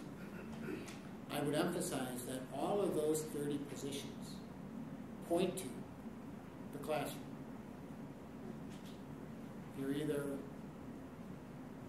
directly in the classroom side by side with teachers or supporting the work of classroom teachers doing the work in the district. We are an industry of teaching and learning. It's really exciting to see the resources invested in our system. So with that, I'll take questions. I think, for me, 6 years on the school board, last year will go down as my low, and tonight will go down as my high. It's just like we all weathered the storm and rode the roller coaster, right, Rob? And we just came out on top, and we just are so blessed by our community in giving us this gift so we are a premier school district, so we can continue down that path and just make everything stronger and better. I love the learning supports, putting money back into our staff and teachers, getting our fund balance strong, and it's just a wonderful feeling to read this document and to be here tonight. I want to thank everybody, Steve, and all of our administrators, our teachers and staff, and getting everybody at the table for the community conversation. A lot of due diligence went into this time and effort, and I just want to say thank you to everybody. Superintendent Massey, so if you could just describe what we'll be voting on tonight. So tonight we're going to be voting on the positions laid out in the budget proposal? That's correct. So in essence, we present this for your approval tonight. The overall 19-20 budget gets approved in June. Obviously, these components will be part of that larger district budget. But we will need your approval tonight on all of the positions identified here so we can post them tomorrow and start the work of filling those positions. And your approval on the fee increases, or reductions, excuse me, that we've identified here as well. Okay. So are there any more questions? And if there's no questions, then I'll put the motion on the table and then we'll have more discussion about what's in the proposal. Any other questions? All right, then I'd like to make a motion to approve the positions and fee adjustments identified in the 2019-2020 levy program budget proposal. Move to approve 9.1. Do we have a second? Second. Third. Fourth. Fifth. Discussion? So I'd just like to echo what Gail said, Steve, all the administrators, somebody who's sitting out in the audience tonight, Karen Moorhead. I'd like to thank her for the work that she did last year that got us to this point. So many people, the community for turning out and voting, all the staff that helped pass this levy. Like Gail said, last year was maybe the worst board meeting I had ever attended. And this year is so much better to be sitting here talking about the things that we're able to do instead of the things that we're not going to do. So I just want to thank the community and everyone here. I want to take an opportunity to talk on the new side of this as a new member of the board. I have been a resident of my family, and I've been residents of Forest Lake for 26 years. And so we've lived through this whole thing, and I've had kids that were involved in the system that had cuts just like all of us did. So on one hand, as a parent, this is just the best thing ever. You know, I'm so glad that I'm here today and that we can make that, you know, I'm sorry I wasn't here before. I guess I'm glad I wasn't here before, but I'm sorry that we had all that happen in the past. The other thing, as I mentioned earlier, as a sub in special ed, especially because that's where I tend to sub. As a sub in special ed, I see the need for everything that we have on the table right now because I work in a level 4 setting, and if you don't know level 4, those are the kids that need the most help, and that's a growing concern. I've been in that system for 6 years, and I've seen some dramatic change even in 6 years with kids that really need help and support. And last but hardly least, as a sub here in the system, I worked, as I mentioned earlier, I subbed at the middle school and at the high school a couple of times. I've been in classrooms. You know, it's easy to sit out here and try to imagine what's happening in the schools. But when you actually walk into it like I did to sub, and you walk into a classroom with 31, 32, 33 kids with one teacher and no support to help them. You know, I talk to the teachers and I say, how do you do this? I mean, I stand in the back of the room supporting a special ed student, but I can't even imagine how they accomplish what they do with 31 plus kids in a classroom. So I'm really happy with everything we're doing right now, and I think the need is all there. So. Turn to, and I have an oddly unique position, brand new on the board, but I witnessed last year. I went to every single meeting, and I went to every single community conversation in between, and worked on passing the levy and worked on one that didn't pass. So I recognize pretty much every single person in the audience for being at a community conversation. We're part of the staff that highly turned out in every way, shape, and form. And I've been gifted with such an education about education over the past 2 to 3 years. And what goes into every classroom and every program decision and every calendar was inspiring enough to want to move on to the board level to be able to see what else there is. And it is equally important to be a community member and a parent and a person who has enough knowledge to say, hey, I know what's going on at the schools. There's some really great things, and oh, if I don't know, here's about 10 other people I can ask. And every single question is to always ask and answer to the best of your ability. And if you didn't know, you found someone else. I've never had a question unanswered, and even tough ones. There's people in the audience I know ask the toughest of questions and hopefully have gotten answers they appreciate, even if they don't love them all. I do want to point out that this list is not just a regressive, we got everything back, and now we're the same as we were 5 years ago or 8 years ago. It was an honest and fresh look at what would serve the community and these children in this time for this future, and not looking what we had in the 70s or 80s or 90s. So I think that that's something that I hope the community can recognize, and the students will take full advantage of over the next 8 years. Wilson, thank you. I just want to add one more thing too. I want to give a huge shout out to all of our parent groups. I think this time around the parents were just on fire. They were passionate. They were educated. They knew, you know, what was going to happen, what was going to fall back. So I just want to give a shout out and thank the parents for all of their efforts as well. Just real quick, my takeaway from this budget is that we are truly dedicated and now have the means to meet the needs of each and every student in our district. So, amen into that. I mean, and for my part, I've been on the board for quite a while, and my kids have gone through this school, and now my niece is also going to Scandia in 6th grade, so I'm involved with it again at that level. And I can't even imagine all the kids I've met, and like when you see them, the student athletes here tonight, all the kids I've met that are just working their tails off on their education, and it's just inspiring to me to see the work that they put in, and then the parents that are behind them and the work that they put in, really getting everything they can out of this school system so that when they graduate from here, they go on to something great. And I mean, I was on Facebook today and I saw a kid I met, and she's now a chemical engineer and she's writing her PhD paper.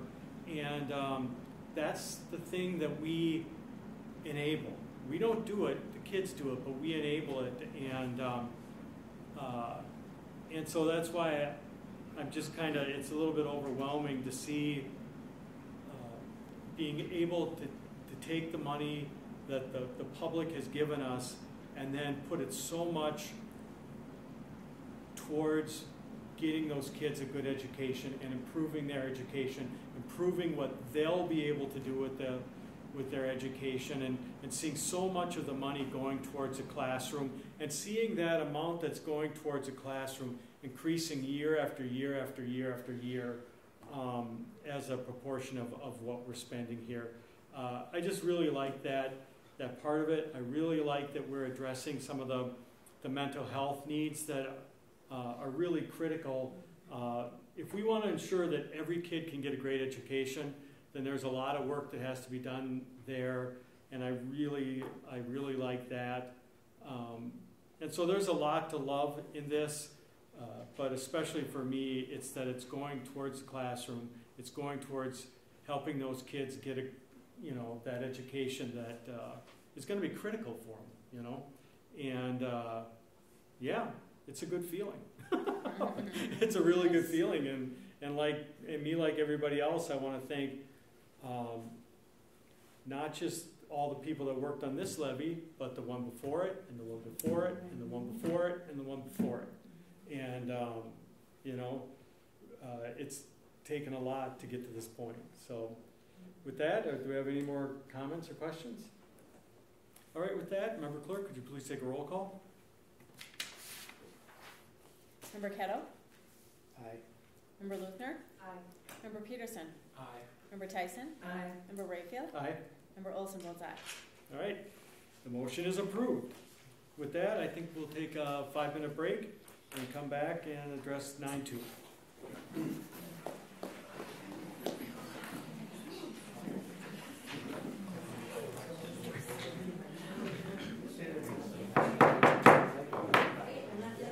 Leave or sit down?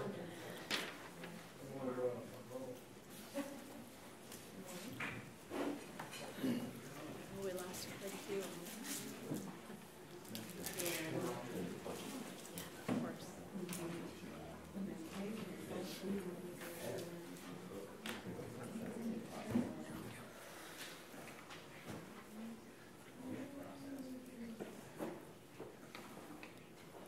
All right, are we all here? All right, 9-2, renaming Southwest Building. Superintendent? This is coming back to you after it was presented last month. As part of the 2015-2020 Reshaping Opportunities for Success bond referendum, the building currently known as Southwest Junior High School will become the future home of the programs located at the Central Learning Center.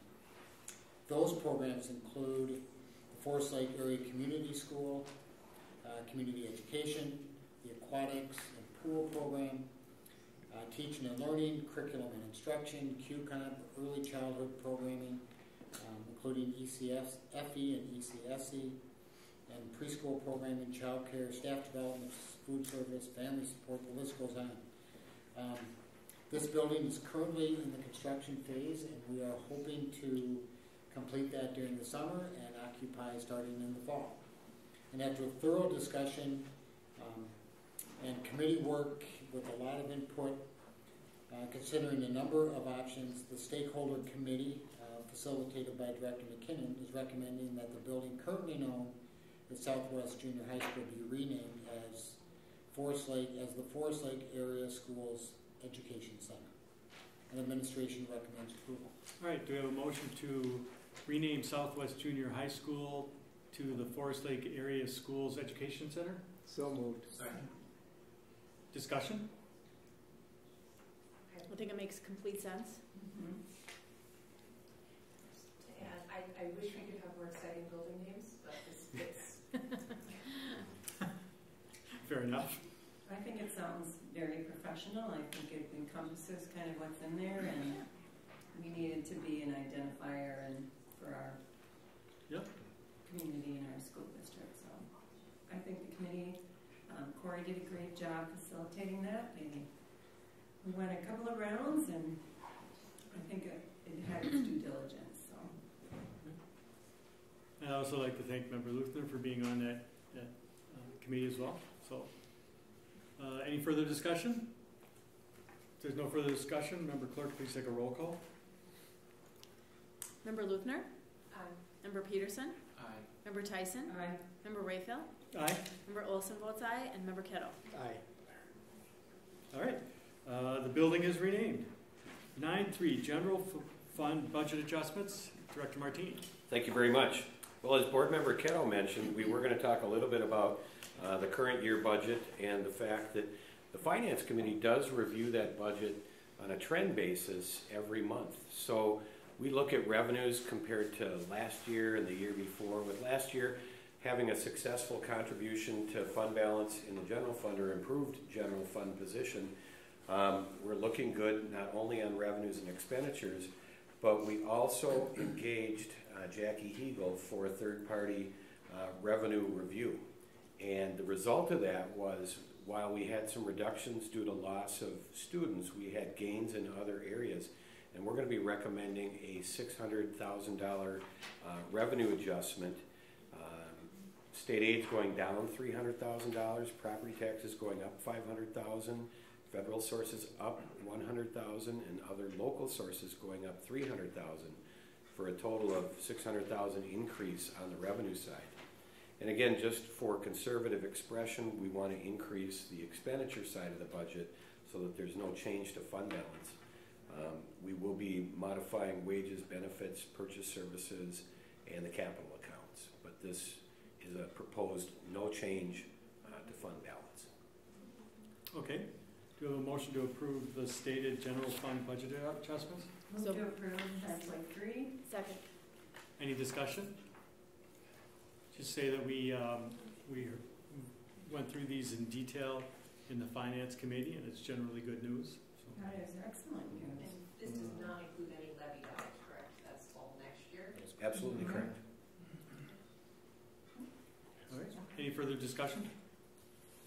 If there's no further discussion, Member Clerk, please take a roll call. Member Peterson? Aye. Member Tyson? Aye. Member Rayfield? Aye. Member Olson votes aye. Member Kettle? Aye. And Member Luthner? Aye. Thank you, Larry. 9.4, adopt resolution relating to the... Hold on. I can't move paper and talk at the same time. Okay, 9.4, adopt resolution relating to the termination and non-renewal of probationary teachers. Superintendent? Teachers new to the district have a probationary period. At the end of or during this probationary period, such a teacher is either offered another teaching contract or not renewed for the following year. Beginning in January each school year, district and building administrators begin staffing meetings where we review and discuss enrollment needs, staffing needs related to enrollment, registration and courses, staff returning from leaves of absence, retirements, resignations, probationary teacher performance, and class sizes. The list of probationary teachers that will either be non-renewed or terminated at the end of the school year is in front of you, and administration recommends approval of that list. All right, do we have a motion to adopt the resolution relating to the termination and non-renewal of probationary teachers? So, second. Discussion? If there's no, oh, go ahead. Well, it's never fun to, don't have you come. Okay. If there's no discussion, Member Clerk, please take a roll call. Member Tyson? Aye. Member Rayfield? Aye. Member Olson votes aye. Member Kittle? Aye. Member Luthner? Aye. Member Peterson? Aye. All right. Motion's adopted. 9.5, ratify principals agreement. The school district and the Forest Lake Principals Association have a tentative settlement of the agreement for the time period of July 1, 2017 through June 30th, 2019. The Forest Lake Principals Association has voted positively to ratify this agreement and is now being presented to the school board for your approval. And I'm happy to report that the terms of this agreement are within the parameters that you set for their agreement. I'm going to walk through the specific changes related to this agreement. On page 4, you'll notice that there's a change in the vacation buyback, where we're moving from the option to purchase back 5 unused vacation days to 6. On page 5 and 6, we are removing old language, essentially referencing pay for performance that expired at the end of the previous contract.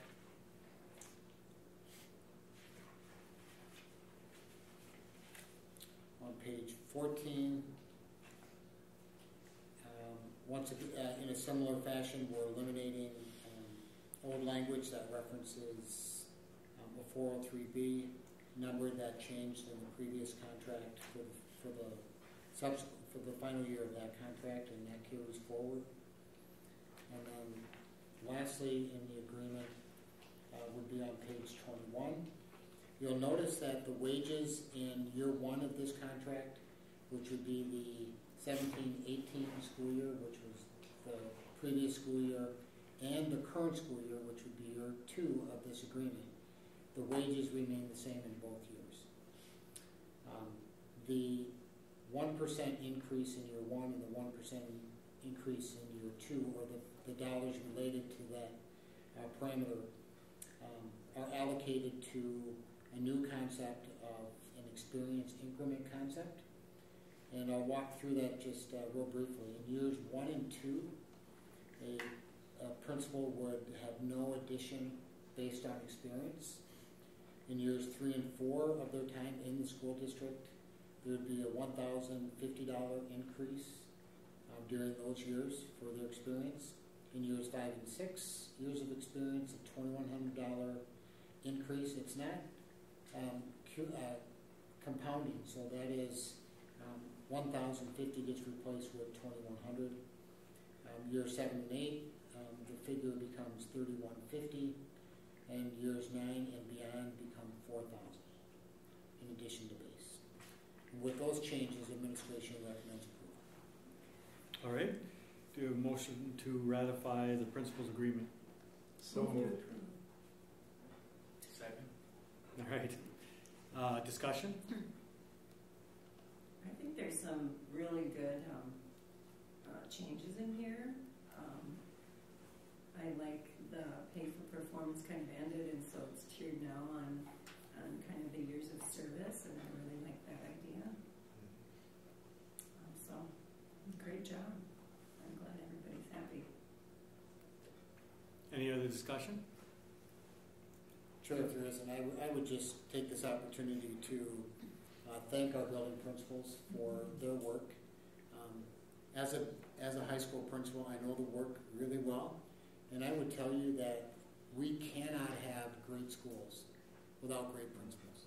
They are fundamental to the work, and clearly, we don't have great schools without great teachers either, and all the supports that support that work. But it begins with great leadership, and we are blessed to have great leaders in our district. Yeah, I couldn't agree more. Any further discussion? If there's no further discussion, Member Clerk, please take a roll call. Member Rayfield? Aye. Member Olson votes aye. Member Kettle? Aye. Member Luthner? Aye. Member Peterson? Aye. And Member Tyson? Aye. All right. Agreement is ratified. 9-6, ratify 2018-2020 Food Service Bargaining Unit SEIU Local 284 agreement. And the school district and the food service employees have a tentative settlement of the contract for the time period July 1, 2018 through June 30th, 2020. The food service employees have voted positively to ratify this contract and is now being presented to the school board for your approval. I'm happy here also to report that this agreement is within the parameters you set for this contract. I'll walk you through a number of the changes that are reflected in this contract. On page 3, we have the elimination of fair share language in the contract. On page 14, you'll see that we have, in this agreement, added New Year's Day as a paid holiday. So there's now 2 paid holidays in this agreement, both Christmas Day and New Year's Day.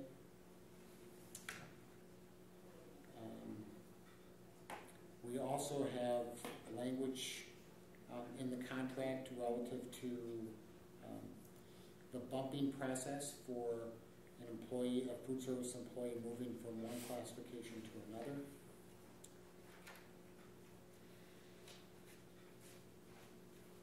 On page 23, you'll see the addition of the cook manager receiving a $250 annual clothing allowance. So that's language in the contract as well. And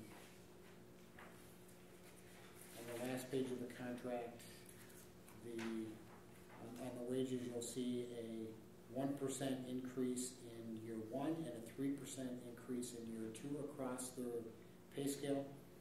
I would point out that the beginning step in the current school year, the second year of this contract, is the lowest, but it starts at $15 an hour. And with those changes, administration recommends approval. All right, do we have a motion to ratify the 2018-20 Food Service Bargaining Unit SEIU Local 284 agreement? So moved. Second. Discussion? Yeah, I'd like to say I really appreciate that ability to get the second year to $15 an hour starting wage. It is the minimum we should set and expect people to work for. So thank you for that. Yeah, well said. All right, if there's no further discussion, Member Clerk, please take a roll call. Member Olson votes aye. Member Kettle? Aye. Member Luthner? Aye. Member Peterson? Aye. Member Tyson? Aye. Member Rayfield? Aye. All right, the contract is ratified. 9-7, School Board Member Reimbursement Guidelines Policy 103A. It's the practice of the school district to reimburse school board members for expenses incurred in travel where such travel is to represent the school district as a board member. And the specific change in this policy is to now add vice president receiving an annual stipend of $200 per year. With that change, administration recommends approval. All right, do we have a motion to approve 9-7? So moved. Second. Any discussion? No. Yeah, we kind of did. That's Just a great makes- addition Yeah. for the Yeah. vice chair to receive that as well as all the officers. Yeah, and we had kind of discussed this at another meeting, so. All right, with that, Member Clerk, could you please take a roll call? Member Kettle? Aye. Member Luthner? Aye. Member Peterson? Aye. Member Tyson? Aye. Member Rayfield? Aye. Member Olson votes aye. All right, 9-8, Field Trips and Student Travel Policy 606. The purpose of this policy is to identify the requirements surrounding a school-sponsored trip and outlines the general processes to be followed for consideration and approval for trip requests. And the change related to this policy update is to remove the attachments from the policy. The attachments include the chaperone guidelines, the permission request forms that the teachers fill out, and that comes in 2 parts, an initial phase and then a final phase once all the details are ironed out. Those are processes, they really don't belong in policy. Those processes do tend to change as we identify ways that they need to be updated and changed, so it gives us the flexibility to change those on the fly. With those changes, administration recommends approval. All right. A motion to approve 9.8. So moved. Second. Any discussion? No, that's an excellent change to this policy. All right. Any further discussion? If not, Member Clerk, please take a roll call. Member Kettle? Aye. Member Luthner? Aye. Member Peterson? Aye. Member Tyson? Aye. Member Rayfield? Aye. Member Olson votes aye. All right. Policy is approved. 9.9, Equal Employment Opportunity Policy 412. The purpose of this policy is to provide equal employment opportunity for all applicants for school district employment and school district employees. And consistent with other changes in other policies, we're adding language to include gender identity or expression to the policy. There's also some language cleanups and those kind of things throughout the policy. And with those changes, administration recommends approval. All right.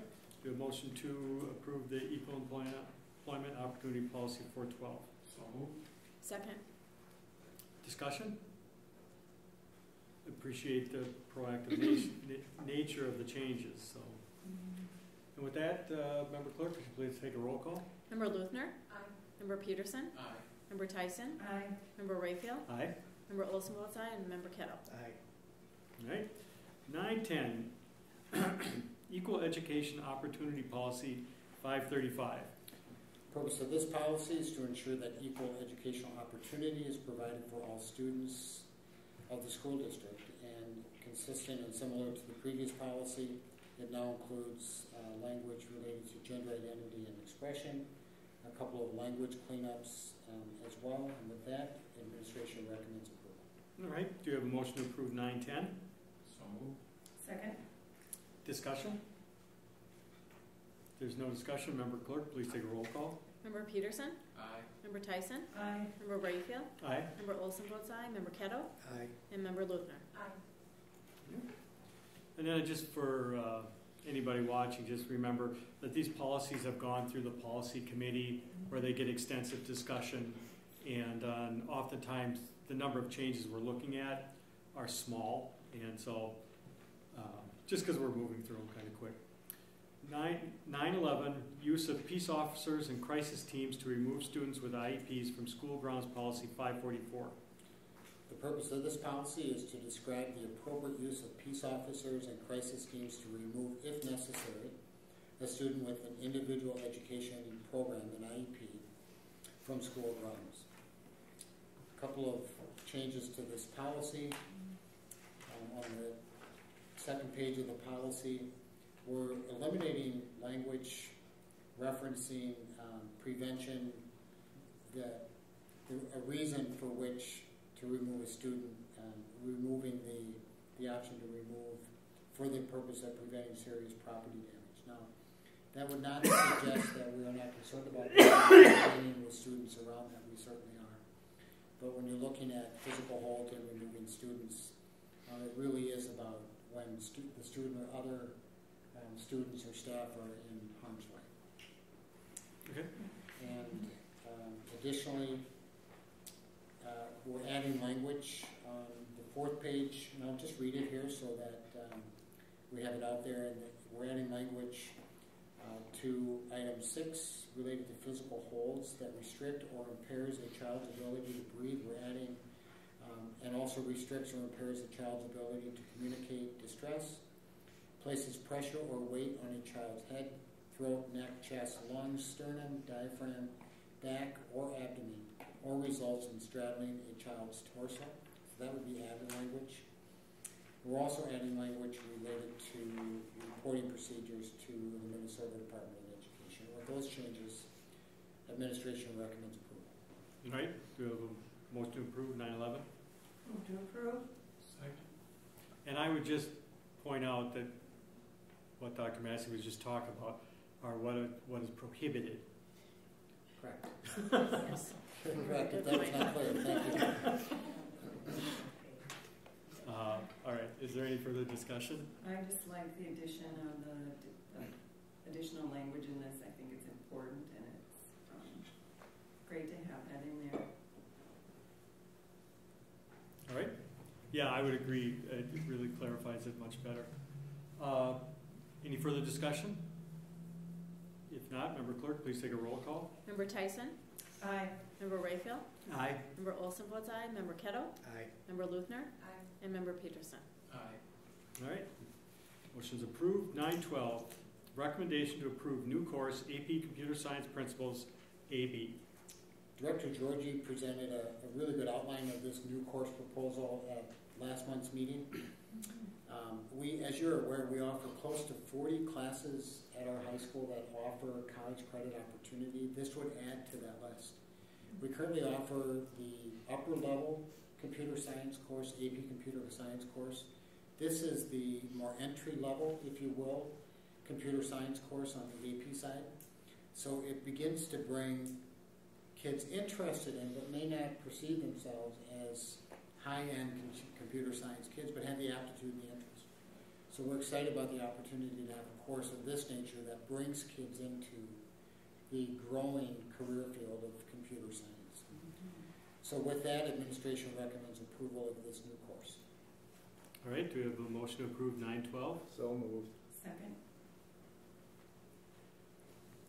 Computer science has been good to me. I would add that pending your approval tonight, we have 31 or so students. I would ask Mr. Caldwell if he was still here, registered to take that course, but, again, pending board approval. Yeah, So and I know it's popular right out of the chute. And I know my daughter's in grad school now, and then she's got a lot of programming that she's doing to do a lot of the statistical work. So it's not just, it's something that can help a lot of different fields. So they're registering this spring and it's offered next fall. That's fine. Perfect. Yeah. All right, any further discussion? If not, Member Clerk, please take a roll call. Member Rayfield? Aye. Member Olson votes aye. Member Kettle? Aye. Member Luthner? Aye. Member Peterson? Aye. And Member Tyson? Aye. All right. 9:13. Recommendation to approve new course Ranger Connect.